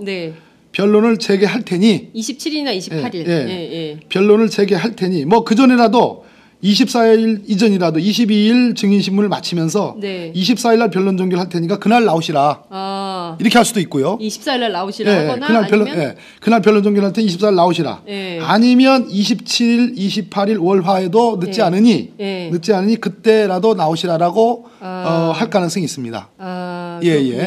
그러면 저는 그동안 24일 변론 종결을 제가 주장을 해왔습니다. 네. 주장을 해왔는데 24일 변론 종결이 돼야 됩니다. 네. 그렇지만 만약에 박근혜 대통령이 굳이 네. 지금까지 나오겠다는 말씀은 없다가 안 나온다고 그랬어요. 정규제 TV에. 하긴 뭐 그때는 특검 수사 또 한다고 그랬는데 안 나왔고. 예. 안 나온다고 그랬어요? 그때는 헌재는 출석할 생각이 없다고 그랬고요. 특검 수사는 표정은 나올 응하겠다. 수도 있을 것 같아요. 그러지 않았나? 아니 표정은 그 저기 뭐야 그 태극기 집회에 나오겠다는 표정이었어요. 그 촛불 집회는 나갈 진짜. 생각이 없고 거기는 가슴이 미어진다 그랬죠. 예. 네, 그렇군요. 어쨌든 어찌됐든 뭐 다 틀렸어요, 근데. 예, 예. 어찌됐든 그래도 제가 보기에는 네. 헌재가 그렇게 고지를 해주면 더욱 좋고 안내를 해주면 네. 나오시면 나올 것 같으면 24일 나오시라. 네. 최소한 28일까지 나오시라. 예. 해주면 좋고 만약 24일 날 변론 종결이 됐는데 예. 대통령이 가만히 시침이 뚝 떼고 있다가 네. 변론 종결 이후에 네. 나가겠다. 뭐 27일, 28일이라도 나오겠다 하면 변론을 재개해서 야. 그럼 28일 한 번 더 열겠다. 예. 할 수도 있습니다. 만약에 예. 28일까지조차도 아무 말 없다가 예. 다시 달력 한번 다시 봅니다. 네네. 3월 2일, 3월 3일, 3월 6, 7, 8, 9, 10 이 중에 네. 어느 날 갑자기 나오겠다. 예. 그럼 어떻게 되는 겁니까? 이거는 정말 쿠데타적 발상입니까? 이거는 정말 헌재를 진짜 능멸하는 겁니까? 그렇게 봐야 되는 거죠. 이거는 헌법 재판을 네. 피청구인 입장에서 예. 탄핵 심판의 피청구인 입장에서 정말 그거는 예. 상식밖에. 예. 그거는 헌법 재판 탄핵 심판을 저는 농단하는 것이다. 그 가능성이 없는 건 아니죠. 여전히 살아 있는 거죠. 그런 경우는 헌재 입장에서는 네. 구체적으로 서면으로 네. 본인의 최후 진술 내용들을 담아서 제출하시면 네. 참작하겠다. 뭐 이렇게 하고 그 직접 출석 카드를 받아들이지 않는 것이 응당한 태도다 이런 말씀을 좀 드립니다. 이렇게 하겠다고 피청구인 측에서 나오더라도 헌법재판소가 그거 안 되고 최후 진술서로 서면으로 제출을 하라고 하고 아니려면은 28일 이전에 나와라 이렇게 강제를 해야 된다. 그렇습니다. 일종의 소송 지휘권을 발동을 해서 이런 방식으로 가야지 계속 끌려다니면 정말 안 된다. 이제 이런 소송 말씀이 지휘권도 알고요. 그러니까요. 예, 참 공부 많이 했습니다. 온 국민이 다 법학사를 다 두셔. 그러니까요. 저희가 그 어렵다는 행정소송법도 저희가 공부를 했습니다. 청와대 압수수색 때문에. 그렇군요. 네. 예. 뭐 이것이 법치주의로 가는 또 길입니다. 예, 그런데 그 최후 진술 관련해서요. 이미 대통령 측 대리인단이 그 대통령의 마지막 입장이라고 해서 전달한 헌재에 제출한 서류가 있지 않습니까? 그렇습니다. 예. 그거 내고 또 그거를 23일까지 내라고 그랬죠. 네. 그러니까 23일. 예. 그래서 23일, 24일 변론 종결설이 그겁니다. 아, 그렇군요. 22일까지 증심을 마치고 국회 측, 대통령 측 모두 다 니네들이 주장하고 니네들이 밝히고자 하는 네. 그 내용을 종합적으로 정리한 서면을 23일까지 내라. 네. 그것이 헌법재판소의 이정미 예. 재판 소장 예. 대행께서 하신 말씀입니다. 그게 성명 절차라는 거죠. 맞습니다. 이야. 소송 지휘권 중에 성명권을 행사한다 이렇게. 그러니까요. 야. 자, 저희가 이렇게까지 공부를 하고 있는데 그런데도 박근혜 대통령이 안 나가시니까 저희가 계속 공부를 더 해야 되는 이런 상황이 되고 있습니다. 아, 참 그 100일이 넘게 천만이 넘는 시민. 그거 하나 얘기해 볼까요? 네네. 시간이 있어요? 예, 시간이 있어요. 다음에 저는- 나와서 얘기할게요. 아니에요. 의원님 말씀하세요. 아니, 오늘 너무- 지금 왜냐하면 12시 11분 다 점심 드실 시간인데 시청자들이 더 늘어나고 있어요, 지금. 아, 그렇습니까? 네, 지금 뭐 반응이 너무 폭발적이어서 제가 의원님 말씀에 집중하느라고 저희 스태프들의 의견을 듣지 않았는데요. 지금 그 너무 뜨겁다. 유튜브 반응 뜨겁고 그다음에 페이스북 반응 뜨겁고 카톡 메시지 지금 너무 많이 들어온다고 쌓이고 있어요. 그렇지만 제가 의원님 말씀에 집중하느라고 이 말씀 전하지 않았는데 빨리 말씀해 주세요. 빨리요. 예. 근데 어차피 그 이재용 영장 기각되면 내일 또 나오셔야 된다는 거요. 다음에 네, 아껴둘게요. 아껴두실래요? 네. 다음을 위해서. 그러니까요. 저는 그 참 이해할 수가 없어요. 민주공화국이잖아요. 그리고 법치주의가 통하는 나라로 알고 있었어요. 그런데 청와대 안에서 대통령이라는 분이 차명폰, 일명 대포폰을 활용해서 범죄자 하고 증거인멸을 의논하는 정황까지 다 포착이 된 이런 상황인데 범죄 저장소. 그러니까요. 그럼에도 불구하고 지금 이렇게 버티고 있고요. 1,000만이 넘는 국민들이 이 엄동설안에 촛불을 들고 겨울을 났습니다. 1,150만 명. 그러니까요. 야, 이거 이제는 좀 끝을 내야 되는 거 아니냐. 상식 벚꽃 피기 전에. 바깥의 일이 벌어지고 있는 또 하나의 상징. 네. 서석구 변호사라는 분. 연세가 많으시니까 네. 분이라고 하겠습니다. 네. 저는 헌재 재판관님들이 이정미 대행께서 저는 제지를 해야 된다고 봅니다. 그 탄핵 심판장에서 재판 중에 그 태극기를 갖고 와서 좀 쇼를 하는 거 아니겠습니까? 네. 그거에 대해서 그거는 있을 수 없는 일입니다. 네. 태극기를 가져와서가 문제가 아니라 네. 태극기는 우리 모든 국민의 국기입니다. 그렇습니다. 그렇지 않습니까? 예, 맞습니다.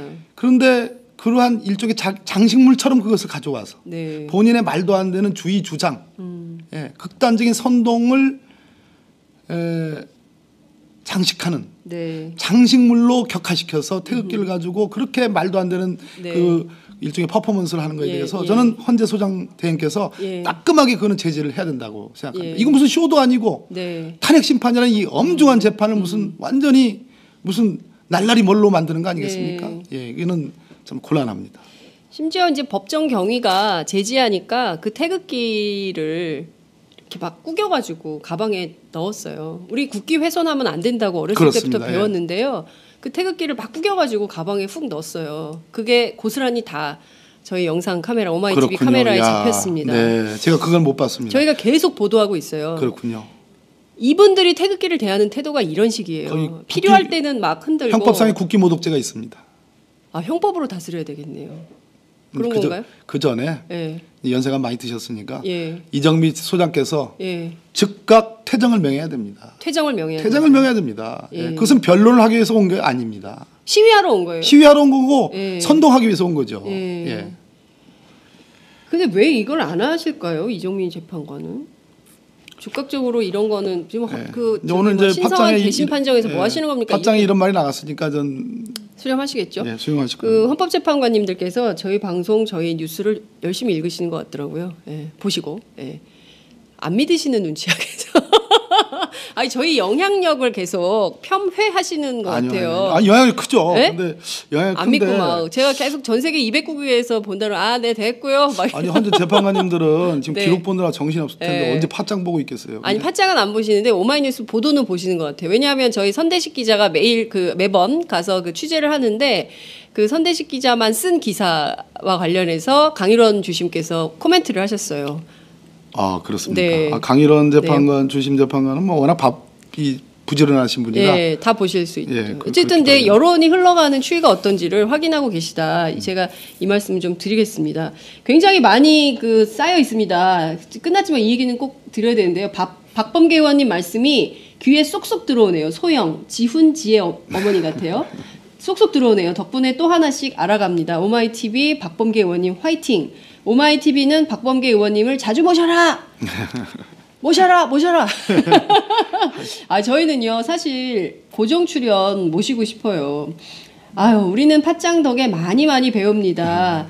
10월 24일 개헌 제안, 태블릿 PC 보도한 날이고요. 10월 25일 오후 3시 43분에 대국민 사과하셨습니다. 이렇게 또 미국에서, 이분 미국에 계시거든요. 피터님께서 미국에서 이렇게 정확한 보도 사실을 알려주셨습니다. 이나님께서는 박범계 의원님 참 정감 있으세요. 천만의 말씀 만만의 콩떡이라 하시려고 그런 건가 봐요. 그런데 차명폰이 지금까지 남아있을까요? 벌써 청와대에 없어지지 않았을까요? 벌써 몇 개월째 한국 소식에 숨이 막힐 정도입니다. 화병 걸릴 것 같아요. 청와대 불법 농성 그만하시고 그만 이제 밖으로 나오셔서 편안하게 그네 타시러 예. 지금 그 차명폰 지금 방송 나갑니까 이거? 네네 나가고 있습니다. 그 차명폰은 오레곤에서 연락 주셨어요. 차명폰이 오레곤. 없어지면 증거인멸이 딱 걸리는 거죠. 그 차명폰이 없어지면요 증거인멸에 딱 걸리는 거래요. 네, 지금 미국 오레곤에서 이런 의견 주셨고요. 조아라님께서는 지금 유튜브 박범계 의원님 나오시는 거 라이브입니까? 라이브 맞습니다. 가끔 라이브라고 써져 있는데 녹화 방송의 경우가 있는데요. 아니에요. 저희 지금 라이브입니다. 출삭된다고 자평하신 그런 모습이 정말 매력적이세요. 국조특위 때부터 상식적이고 단호한 모습 주의 깊게 잘 보고 있습니다. 많은 분들이 그 국조특위를 기억하시는 분들이 많이 있습니다. 진상철님께서 여기 시애틀에서 생중계로 시청하고 있습니다. 특검 앞에서 생중계 방송하는 박정호 기자 수고 많습니다. 구속 성공해야 됩니다. 힘내세요. 이렇게 응원 메시지 주셨습니다. 시애틀에서 주셨고요. 엘레나 분이신가요? 박범계 의원님, 이분도 미국에서 보내주신 것 같습니다. 미국 쪽에서 반응이 그러네요. 많군요. 미국 교포들께서, 동포들께서 네. 많이 보시는 것 같습니다. 시원시원한 설명이 귀에 쏙쏙 들어옵니다. 네. 촛불 민심 우리 국민과 끝까지 화이팅입니다. 미국 뉴저지에서 보냈습니다. 네. 이런 말씀 주셨고요. 굉장히 많은데 괜찮으시죠? 다 읽겠습니다. 오찬 천천히 가세요. 용수님께서 아직도 이 나라는 신분제입니까? 만인 앞에 평등하다더니 신분을 왜 따져? 죄만 따지면 되지. 이런 나라인 게 너무 슬퍼요 하셨습니다. 쌤님께서는 이재용 구속, 이분도 미국에서 보내주신 것 같습니다. 그 다음에 홍선현님께서 장윤석 기자님과 박범계 의원님의 공통점이 하나 있다면 특유의 매력적인 웃음이죠. 저 웃는다고 엄청 혼나는데 그만 웃으라고. 이재용 구속, 우병우 구속, 박근혜 탄핵과 구속으로 두 분의 웃음이 전 국민에게 두루 전염되기를 간절히 바랍니다. 이렇게 응원 메시지 주셨습니다. 박종수님께서 여기는 미국입니다. 내 고향은 여수인데요. 박범계 의원님 사랑합니다. 미국 워싱턴입니다 하셨습니다. 해외 교포들께서 굉장히 많이 보내주시고 계십니다. 신요원님께서 오마이뉴스 생중계 재방으로 이번 국정농단 진행 상황, 정치, 사회 지식, 국민 주권에 대해서 정말 많이 알게 되었습니다. 감사합니다. 하트 3개 날려주셨어요. 짱 하셨습니다. 짱돌님께서 박범계 의원님의 말씀 완전 재미있습니다. 일하면서 라디오처럼 듣고 있습니다. 화이팅입니다. 청문회 때 정말 재미있었습니다. 이런 의견 주셨습니다. 이분은 경북 의성에서 연락을 주셨습니다. 여러분 너무너무 감사하고요. 이렇게 주시는 메시지에 저희가 힘입어서 오늘 하루도 또 이렇게 달리겠습니다. 노회찬 의원이요. 3월 9일 오후 2시 탄핵은 된다. 네. 이렇게 예언을 하셨어요. 네, 3월 9일. 노스트라다무스도 아니고 네. 예언을 하셨는데 저는 3월 10일. 3월 10일. 박스트라다무스는 3월 10일. 오후 2시예요? 예. 왜 오후 2시입니까? 오후 2시 글쎄 왜 오후 2시라고 그랬죠? 모르겠어요. 모르겠네요. 예. 갑자기 필이. 그 헌재 판결이 주로 오후 2시에 있다라고 노회찬 대표는 그렇게 얘기하셨더라고요. 뭐 그럴 수도 있겠네요. 네. 3월 10일, 3월 9일 어찌됐든 탄핵 시계는 돌아간다. 이런 말씀 주신 걸로 저희가 이해하도록 하겠습니다. 의원님 이렇게 엄청난 국민들의 성원이 있습니다. 네. 끝으로 한 말씀 부탁드릴게요. 네, 아직 그 탄핵은 이루어지지 않았습니다. 돌아오는 또 토요일, 지난주 토요일 날 전국적으로 80만 명의 우리 국민들이 촛불 광장에 나왔거든요. 이번 토요일은 100만을 넘겨야 되겠습니다. 다 주시하고 있고 특히 헌재든 특검이든 국회든 다 주시하고 있습니다. 그렇기 때문에 한 분 한 분 나오시는 그 걸음이 정말 우리가 이 비정상화된 국정을 정상화하고 나라를 안정시키는 그래서 떳떳한 멋진 대선을 맞이해야 되겠습니다. 네. 떳떳하고 정상적인 정부를 우리는 정말 간절히 원합니다. 어떻게 하다 이 나라가 이 지경이 됐냐라는 걱정들로 정말 해외 교포들이요. 저 30년 네덜란드 살았어요. 어떻게 이럴 수가 있습니까? 그러면서 폭포수처럼 눈물을 쏟으시면서 저희 방송에 전화 주시는 분들 많이 있으십니다. 정말 동포들이 당당하게 야, 나 대한민국 사람이야 라고 부패한 나라 아니야 라고 말할 수 있는 그런 나라가 빨리 되도록 의원님께서 더 힘써 주시기 바라고요. 이재용 구속영장이 기각되면 내일 또 나오시는 걸로. 그럴 리가 없기를 정말 바라면서 오늘 말씀 여기까지 듣도록 하겠습니다. 고맙습니다. 네, 수고하셨습니다. 이제 그 청와대 압수수색 불승인 집행정지가 어떻게 될 것인가. 이제 어제 서울행정법원에서 심리가 있었는데요. 결과는 아직 안 나온 것 같아요. 빠르면 오늘 중에 나오거나 그렇게 되겠죠. 네. 이 문제는 결국은 우회한 특검이 우회했다고 비판하는 건 아니고요. 그러나 특검의 고육지책 고육지계인 예. 것은 알겠는데 특검으로서는 난감한 문제였을 겁니다. 그런데 원칙적으로 따져보면 네. 이 청와대 압수수색에 관한 프로세스를 다시 한번 설명을 드리면 네. 영장 판사가 압수수색 영장을 특검으로부터 청구를 받고 나서 네. 소위 청와대가 압수수색을 네.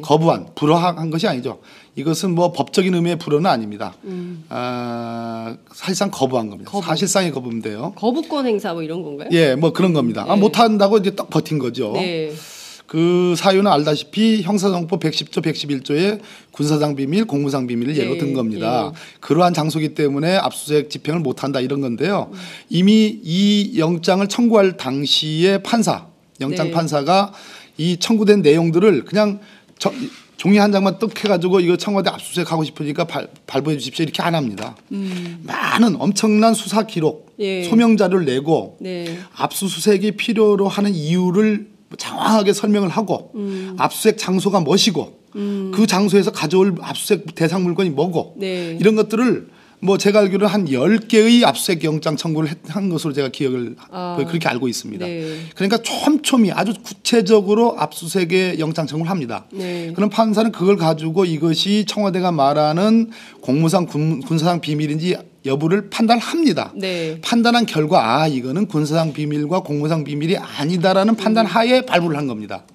그렇기 때문에 청와대 경호실장과 비서실장이 그것을 거부하면 안 되는 겁니다. 만약에 거부를 하려면 어떻게 해야 되냐 하면 특검보들 2명이 이제 연풍문에 갔잖아요. 그러면 사실상 몸으로 밀고 들어가야 되는 겁니다. 그럼 경호관들이 막습니다. 원래 막을 수 없습니다. 형사정법에 의하면 막으면 공무집행방해 아니에요? 공무집행방해가 됩니다. 그러니까 특검 입장에서는 사실상 물리적으로 한번 들어가다가 얻어 터지면 끝나는 겁니다. 얻어 터지면 그거는 공무집행방해로 그것을 지시한 청와대 경호실장, 비서실장을 바로 구속영장 청구하면 됩니다. 그 경호관도 처벌하면 되는 거고요. 그러나 특검 입장에서는 난감하게 그냥 그러기에는 어떻든 대통령이 현존하는 대통령이 직무집행 정지 중이지만 있는 곳이고 경호실장, 비서실장의 또 최신도 생각하고 그런 등등해서 연풍문에서 4시간 기다렸습니다. 그런데 원래는 들어가고 청와대 입장에서는 수색은 해줘야 되는 겁니다. 수색에 대해서는 이의 절차가 없습니다. 수색은 다 하게 하고 가져가려고 할 때 수색한 끝에 예를 들어서 뭐 청와대 메인 서버가 있고 뭐 관저 근처에 무슨 의무동이 있고 경호실에 있고 뭐 출입 기록 이 보관된 장소에 가고 뭐 등등 있지 않습니까? 가서 수색을 하게 하고 그다음에 수색한 결과 이거를 가져가려고 하면 그거는 공무상 뭐 군사상 기밀에 해당하는데라고 이의가 있으면 소위 준항고를 하게 됩니다. 형사소송법상의 형사소송법상의 압수에 대한 준항고를 원래 하게 됩니다. 준항고. 그런데 2가지가 빠져 있었습니다. 이번 절차에서. 아까 압수에 대한 준항고는 없다고 제가 말씀드렸고 가져가는 수색에 대한 준항고는 없고 압수에 대한 물건에 대한 준항고만 있는데 뭐가 빠져 있냐면 특검 쪽에서 물리적으로 수색을 위해서 들어가지 않았고 첫 번째 그러다 보니까 청와대 측에서 지금 말씀하신 것처럼 압수에 대한 준항고를 할 필요가 없어졌습니다. 그렇죠. 그렇잖아요. 이거 가져간다고 할 때 판사님 이거 가져가면 안 되는데 해서 준항고를 하면은 이 영장을 발부한 판사가 아닌 서울 아마 고등법원일 겁니다. 이 준항고는 서울 고등법원이 압수수색 영장 발부가 맞는 건지 그 발부된 영장에 의해서 가져가는 것이 군사상 비밀에 저촉될 여지가 있는 건지 국가적 이익을 침해하는 건지를 판단해서 이거 가져가는 건 맞는디? 아무 문제가 없는디? 아니면 가져가면 안 되는디?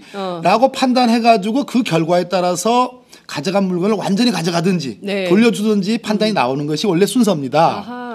그런데 특검에 의해서 물리적으로 들어가는 수색을 위한 들어가는 액션이 없었고 그러다 보니까 준항고의 할 필요성이 없게 되고 결국은 특검의 고육지계로서 행정법원에 이 청와대 경호실장, 비서실장의 압수수색의 불승인에 대한 집행정지 가처분 신청을 행정법원에 한 겁니다. 이것이 그러면 궁금하시죠? 이게 왜 특검은 안 했을까? 첫 번째 액션을 아까 그건 말씀드렸죠. 두 번째는 결과적으로 어떻게 될까? 행정법원의 결과가 특검 입장에서는 그래도 청와대입니다.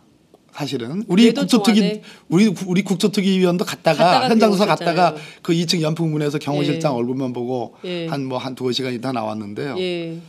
그럼 그때 국조특위 위원들도 그래도 청와대 이런 판사 이재용 부회장 네. 진행 중에 있습니다. 전직 판사세요. 어떻게 전망하십니까? 두 번째인데.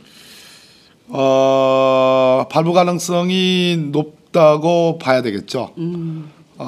제가 이제 지난번 이재용 부회장의 1차 영장 기각이 이제 조희연 판사에 의해서 네. 부장 판사입니다. 네. 기각이 됐을 때 그 분석을 좀 해드렸는데요. 네. 그러니까 지금 특검의 박영수 특검님이나 이제 또 거기를 바치고 있는 4명의 특검보, 그 중에 실질적으로 수사를 하는 특검보들, 또 사실상 수사를 지휘하다시피 하는 우리 윤석열 네. 수사팀장의 이 선이 굵고 통이 큽니다.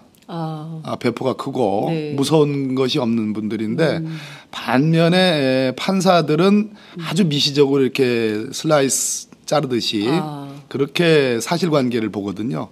그랬을 때에 전체적으로 삼성의 미르 K스포츠 재단 그리고 합병 문제 네. 그리고 정유라 최순실 그 말 구입 등의 그 독일로의 그 지원 장시호 뭐 이런 걸 통으로 다 엮어가지고 네. 뇌물을 구성하고 또 제3자 뇌물 제공을 구성을 했는데 네. 이제 그렇게 되다 보면 전체의 모순 관계는 잘 본 거지만 권력과 박근혜 권력 또 최순실 이 권력과 삼성그룹 간의 이 거래의 전체적인 통은 잘 봤지만 미시적인 측면에서는 구멍이 날 수 있다. 그런 이제 뭐 훈수 아닌 훈수를 뒀는데요. 네. 아니나 다를까 조희연 부장판사는 그 점을 파고 들어가 가지고 우리가 가장 관심 갖고 있는 삼성물산과 제일모직의 합병건에 대한 네. 부분에 대해서 소명 부족을 하나의 이유로 담았습니다. 네. 근데 그 뒤에 이제 와신상담, 절치부심. 예. 원래 특수부 검사들의 이 판사들이 평가하는 제가 어떤 가입하고 있는 어떤 그 동아리 네. 그 사이트가 있는데 네. 아마 수사를 포기하든가 수사를 포기하는 것이 아니면 아작이 날 정도로 수사할 거다. 에? 예. 아작이 나도록. 예, 그렇게 수사를 할 거다. 예. 그래 이제 그런 의견을 누가 올렸는데 예. 다른 분들이 이 후자 쪽 아작이 날 정도로 수사할 거다라는 의견이 다수였습니다. 특수부 검사들의 성정이 그렇다는. 성질이 그렇죠. 예. 이 더군다나 그 대한민국 특수부에서 무섭다. 강골 특수부들만 지금 모여 있기 때문에 단골 특수부. 예, 모여 있기 때문에 역시 이 수사를 포기한 예. 것이 아니고 그냥 불구속 기소해도 되는 거거든요. 그 당시 기준으로는 네네. 그 당시 그 상황으로는. 네. 근데 아니나 다를까 엄청난 수사를 했습니다. 엄청나게 그 뒤로. 그래서 지금 이 이재용 부의장이 지금 이제 영장 심사를 받고 있을 텐데 이 시간에 네. 요 재판은 누가 맡고 있냐면은 서울중앙지법의 영장 전담 3분이 네, 네. 맡고 있습니다. 예. 제일 선임 기수가 성창호 부장일 예, 거고요. 성창호. 예. 이분이 지난번에 그 일베 사이트에 뭐 올린 분이죠. 여하튼. 그 뒤로는 구설이 없어졌습니다. 한번 그 우리 저 특검법상에 예. 2조 15의 관련 사건을 저하고 해석을 좀 달리 하셔가지고 네. 형사정법 11조로 해석을 하셔가지고 아주 좁게 해석해서 예. 압수수색 초기에 김기춘 잡을 때 예. 제가 이렇게 말을 한 번 해도 되나요? 예. 김기춘 전 실장님 잡을 때 아니 뭐 구속됐어요. 아니 범죄자잖아요. 그래도 무죄 예. 추정의 원칙에 의해서 예. 연세가 많이 드신 분이니까 예.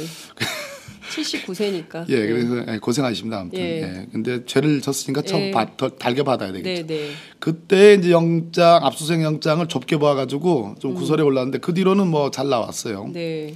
그다음에 이제 조희연 부장판사인데 이재용 부의장 기각. 네. 이번에 사실은 고등부장 승진 타이밍이거든요. 조희연 판사가. 예. 아. 그런데 그 뭐 인과관계가 있지는 않다고 생각합니다만 어쨌든 고등부장 승진에서 탈락이 됐습니다. 이번에 탈락됐어요. 예. 그럼 인사가 안 났습니까? 15일 날 인사 난다고. 그러니까 인사는 났는데 네. 그 기수에서 발탁이 돼서 올라가는데 누락이 이제 탈락이 그렇구나. 됐습니다. 네. 인과관계가 있다는 얘기는 아닙니다. 네네네. 뭐 명예와 관련된 문제니까. 네네. 그러나 어찌됐든 법원으로서는 그렇게 인사를 했다. 예. 그런 말씀드리고. 예. 그다음 제일 막내가 한정석 판사인데요. 함정석 판사. 예, 한정석 판사 예. 단독 판사급입니다. 이제 예. 고참 단독급인데. 예. 이분은 지난번에 영장이 재청구가 되어서 발부된 최경희 네. 그 총장의 첫 영장을 기각한 분입니다. 기각 사유를 범죄 사실에 대한 소명이 부족하다는 것도 하나의 이유로 담았어요. 네. 그 뒤에 최경희 총장의 영장이 재청구가 돼가지고 구속됐죠. 성창호 부장판사가 그 사건을 발부를 했는데 네. 범죄 사실이 소명이 됐다 이렇게 아하. 판단을 했습니다. 그러면 네. 이 세 분의 영장 전담 판사들은 현재 특검이 수사하고 있는 것에 대해서 특히 네. 이재용 부회장의 수사에 대해서는 아마 범죄 사실이 소명됐느냐 여부를 가장 중점적으로 보는 것으로 이렇게 집약이 될 수 있겠습니다. 네. 그런 측면에서 좀 뒤에도 얘기하겠지만 범죄 사실이 제가 보기에는 소명이 된 거 아닌가. 그래서 발부 가능성이 높다 이렇게 보고 있습니다. 그렇군요. 자, 그 5가지 범죄예요. 국외재산 도피, 뇌물, 위증, 특경가법상 횡령, 범죄 수익 은닉. 이게 5가지인데요. 이 5가지 냈고 예. 그리고 미르재단 K스포츠 재단이 2015년 말과 2016년 초에 이루어졌는데 예. 시간적 간격이 크잖아요. 네네. 그 사이를 2015년 9월과 10월에 이 신규 순환 출자 해소 문제가 공정거래위원회가 딱 끼게 되는 겁니다. 그래서 시기적으로도 네.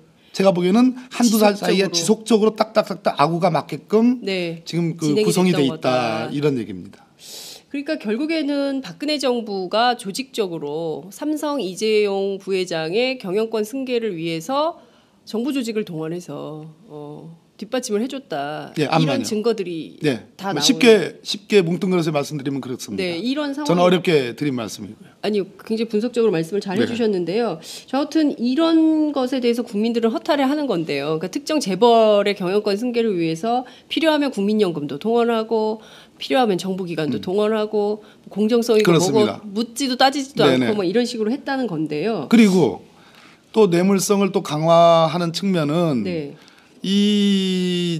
정유라 최순실에게 독일에 80억을 쏴줬잖아요. 네. 원래는 뭐 계약 금액은 200억이 넘습니다만 네네. 그걸 분납을 해서 줬기 때문에 이제 80억 가다가 걸린 거란 말이에요. 네, 그러니까 국정농단이 딱 걸리니까 예.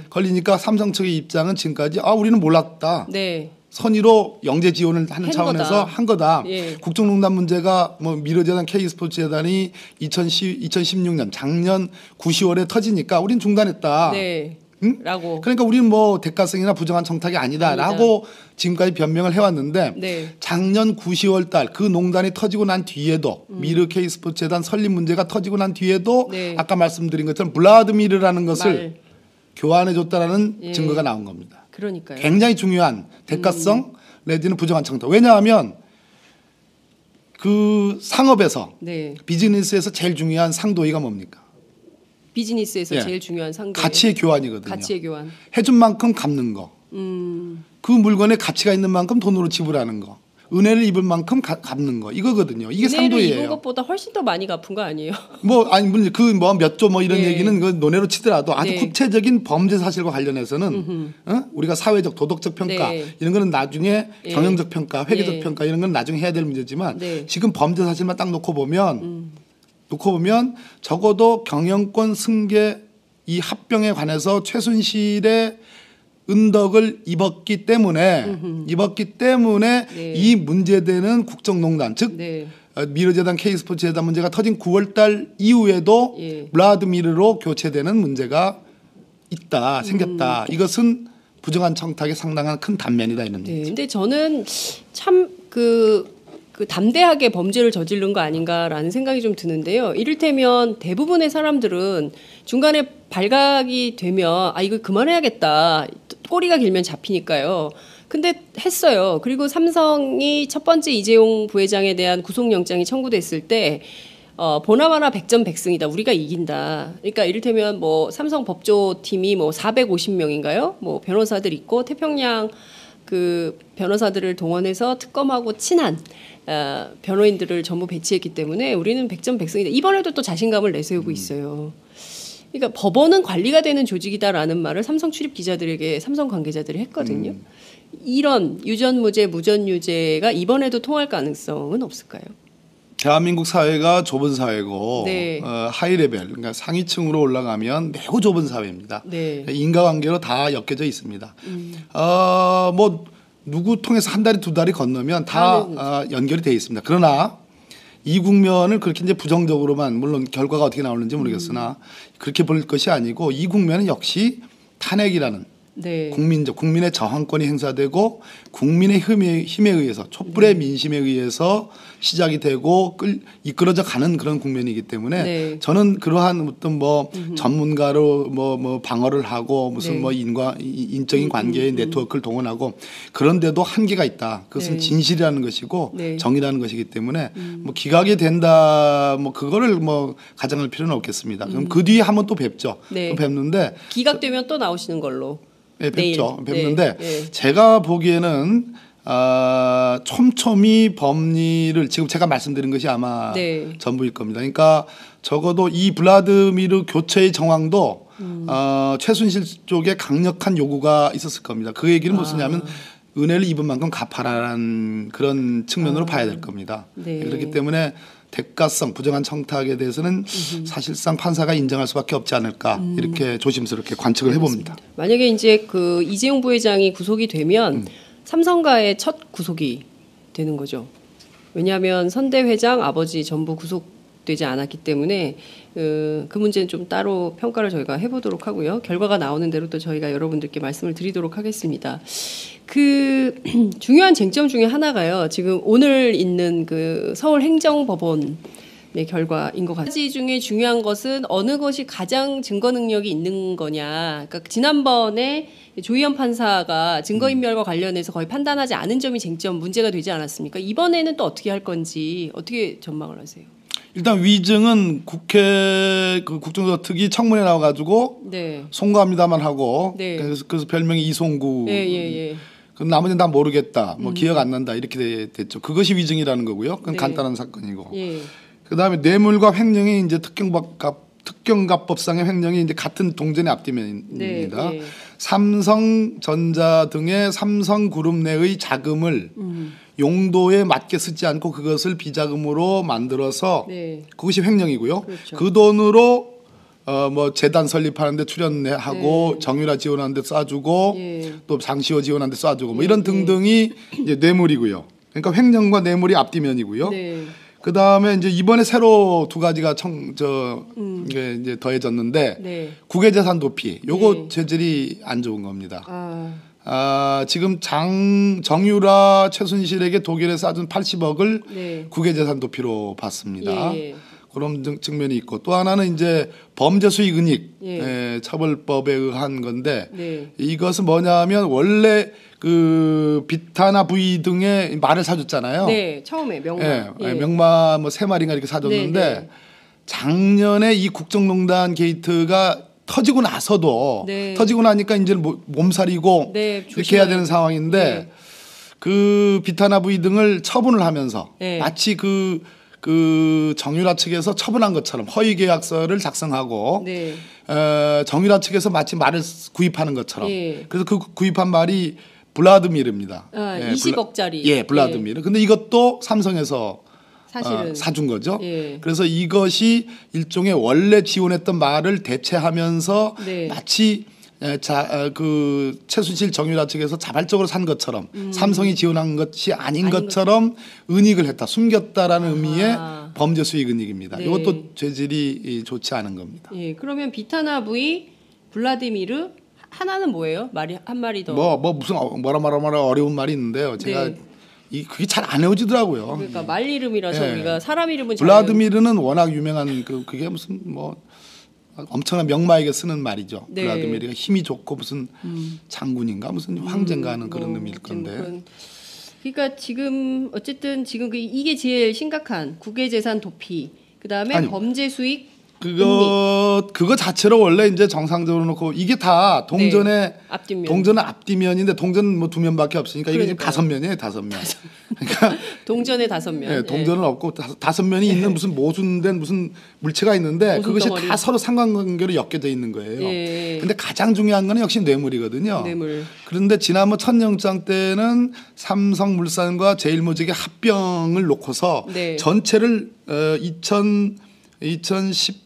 2014년 네. 2014년 초부터 네네. 2016년 초까지 네. 이렇게 통으로 엮었어요. 이렇게 쫙. 네, 예. 그래서 그게 전체적으로 포괄적인 예. 뇌물 관계에 있다. 예, 예. 그 중간에 이제 합병이 있고 미르재단 K스포츠 재단 설립이 있었어요. 이걸 전체로 엮었는데 네. 이번에 특검이 특별히 아주 구체적으로 특정해서 네. 삼성물산과 제일모직의 합병을 중심으로 놓고서 네. 그 뒤에 합병 뒤에 보니까 이 합병 전에 이미 그 여러 가지 그 상법 등의 개정에 의해서 신규 순환 출자는 금지되어 있습니다. 네네. 그래서 우리 그 야권에서는 신규 순환 출자의 금지뿐만 아니라 과거에 이미 순환 출자한 것도 규제를 하라는 게 이제 네. 개혁 과제인데 네. 어찌됐든 신규 순환 출자는 금지되어 있는데 네.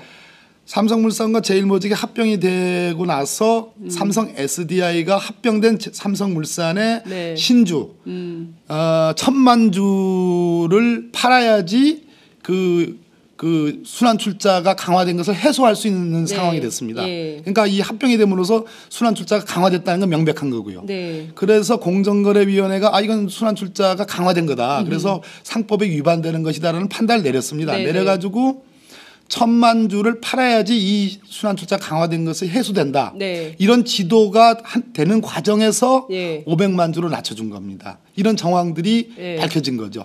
그걸 누가 한 거예요? 금융위원회에서 그렇게 그거는 하라고 한 건가요? 안종범 정책조정수석의 지시에 의해서 네. 그 최상목 금융비서관 청와대 금융비서관 예. 기재부 차관으로 갔죠. 네. 그리고 그 밑에 공정거래 부위원장 이름이 네. 김학현. 김학연. 예, 이렇게 내려오는 지시가 예. 있었다라는 것이 특검팀이 물증과 함께 진술도 확보를 했습니다. 그랬을 때에 보면 삼성물산과 제일모직의 합병과 관련해서 네. 합병 전과 합병 후에 사실은 그 합병은 7월 17일 날 합병이 됐고요. 네. 7월 25일 날 대통령과 이재용 부회장이 색깔 있는 인터뷰 시작하겠습니다. 특검팀의 수사에 따르면 박근혜 대통령은 지난해 4월 18일부터 10월 하순까지 비선 실세 최순실 씨와 무려 590차례 573회를 통화한 것으로 확인이 좀 됐습니다. 하루 평균 3번 이상 박근혜 대통령과 최순실 씨가 대화를 나눈 셈인데요. 무엇보다 박근혜 대통령이 이 사건과 관련해서 대국민 담화를 했던 작년 10월 25일이죠. 24일부터 25일 새벽까지는 무려 10번이나 통화한 것으로 확인이 되고 있습니다. 사실상 대부분의 일상을 최순실 씨와 함께했던 것은 아닌가라는 판단마저 드는 상황인데요. 이 상황에서 특검의 수사기한 연장이 매우 중요한 첨예한 쟁점이 되고 있는 상황입니다. 뿐만 아니라 헌법재판소의 탄핵 심판 일정도 주목이 되는 상황인데요. 전 국민적 초미의 관심이 되고 있는 이 이슈들을 오늘 한번 짚어보도록 하겠습니다. 국회 법사위 민주당 간사이시자 박근혜 대통령 탄핵 심판 국회 측 소추위원이신 더불어민주당 박범계 의원님 모시고 자세한 말씀 좀 들어보겠습니다. 의원님 어서 오세요. 네, 반갑습니다. 네. 국회 국조특위 위원 하나 빠진 거죠. 넘어가시죠. 그럼 끝났습니다. 국조특위 끝났습니다. 그러니까요. 아쉬움이 많아요. 국조특위도 좀 더 했어야 됐는데라는 아쉬움도 많고요. 7차 청문회까지. 그러니까요. 예, 우리나라 국정조사 중에 가장 오래 하고 가장 청문회를 많이 한 그러니까요. 조사예요. 네. 그래도. 저는 그 박범계 의원님께 국민의 한 사람으로서 굉장히 감사를 드리는데요. 아유. 왜냐하면 이 우리가 안 지가 한 10년 된 것 같은데 이제 감사를 첫 칭찬과 감사를 그랬나요? 네. 죄송합니다. 어쨌든 국조 네. 그리고 특검 이 일정을 함께 짜셨어요. 전략적 국조 특검 탄핵. 이 스케줄을 네. 쫙 내다보고 짜신 스케줄이신 거예요. 내다본 건 아니고 어덕수로 그냥 얻어 걸린 거예요? 하도 모순 덩어리 네. 집단이라 네. 그냥 하나 찌르니까 탁탁탁 거리가 거예요. 맞춰진 거죠. 저는 제가 무슨 해안이 있다고 저는 또. 의원님이 해안으로 쫙 아이고, 내다보시고 이렇게 과찬의 말씀. 탄핵까지 쫙 보신 거 아닌가? 더 저는 열심히. 사실 대선까지 보신 걸로 알고 있는데. 더 열심히 하겠습니다. 자, 여러분 어디서 함께하고 계십니까? 저희가 카카오톡, 오마이 TV 335 열어놓고 출발하고 있습니다. 페이스북 그리고 유튜브, 다음 TV 팟 그리고 아프리카 TV로도 함께 참여하실 수 있습니다. 여러분들 박범계 의원님께 응원 메시지 팍팍 쏴주세요. 제가 바로바로 전달해 올리도록 하겠습니다. 지금 출발도 안 했는데 벌써 댓글이 쌓이고 있습니다. 감사합니다. 잠깐 보고 넘어가야 될 것 같아요. 제가 안 믿으니까 안 보여준다고. 믿으니까 지금 의원님께서 제일 안 믿으셔. 제가 한 말이 아니에요. 피터 MH 정님께서 전 세계 200개국 맞습니다. 제가 지금 어떤 자리에 가려고 지금까지 살아온 게 아니라는 이재명 시장을 아니 지금 박범계 의원님 나오셨네요. 박판 백검 나오셨네요. 아, 예. 이분은 민주종편도 보시는 분인 것 같습니다. 제이조님께서는 여기는 로스앤젤레스입니다. 오마이TV 잘 보고 있습니다. 박범계 의원이 국민으로서 감사드립니다. 이런 의견인 것 같습니다. 네. 자, 하경욱님께서 호주 멜번입니다. 이재명 회이팅. 네. 볼매 장윤선 화이팅. 지금 박범계 의원님 나오셨거든요. 장윤선 기자님 지금 일부러 지금 하시는 거 아니에요? 아니에요. 지금 예. 제가 약간 공정성을 좀 상실한. 가만 있어봐. 여러분 빨리 박범계 의원님 쏴주세요. 아, 진짜 제 얘기가 많네요. 그만 읽어야 되겠다. 네. 자, 어찌됐든 지금 유튜브로도 굉장히 많이 누가 이거 올려주셔서 이거 잠깐 보고 갈까요? 박판 백검이 민주종편 장면을 어느 분께서 지금 올려주셨습니다.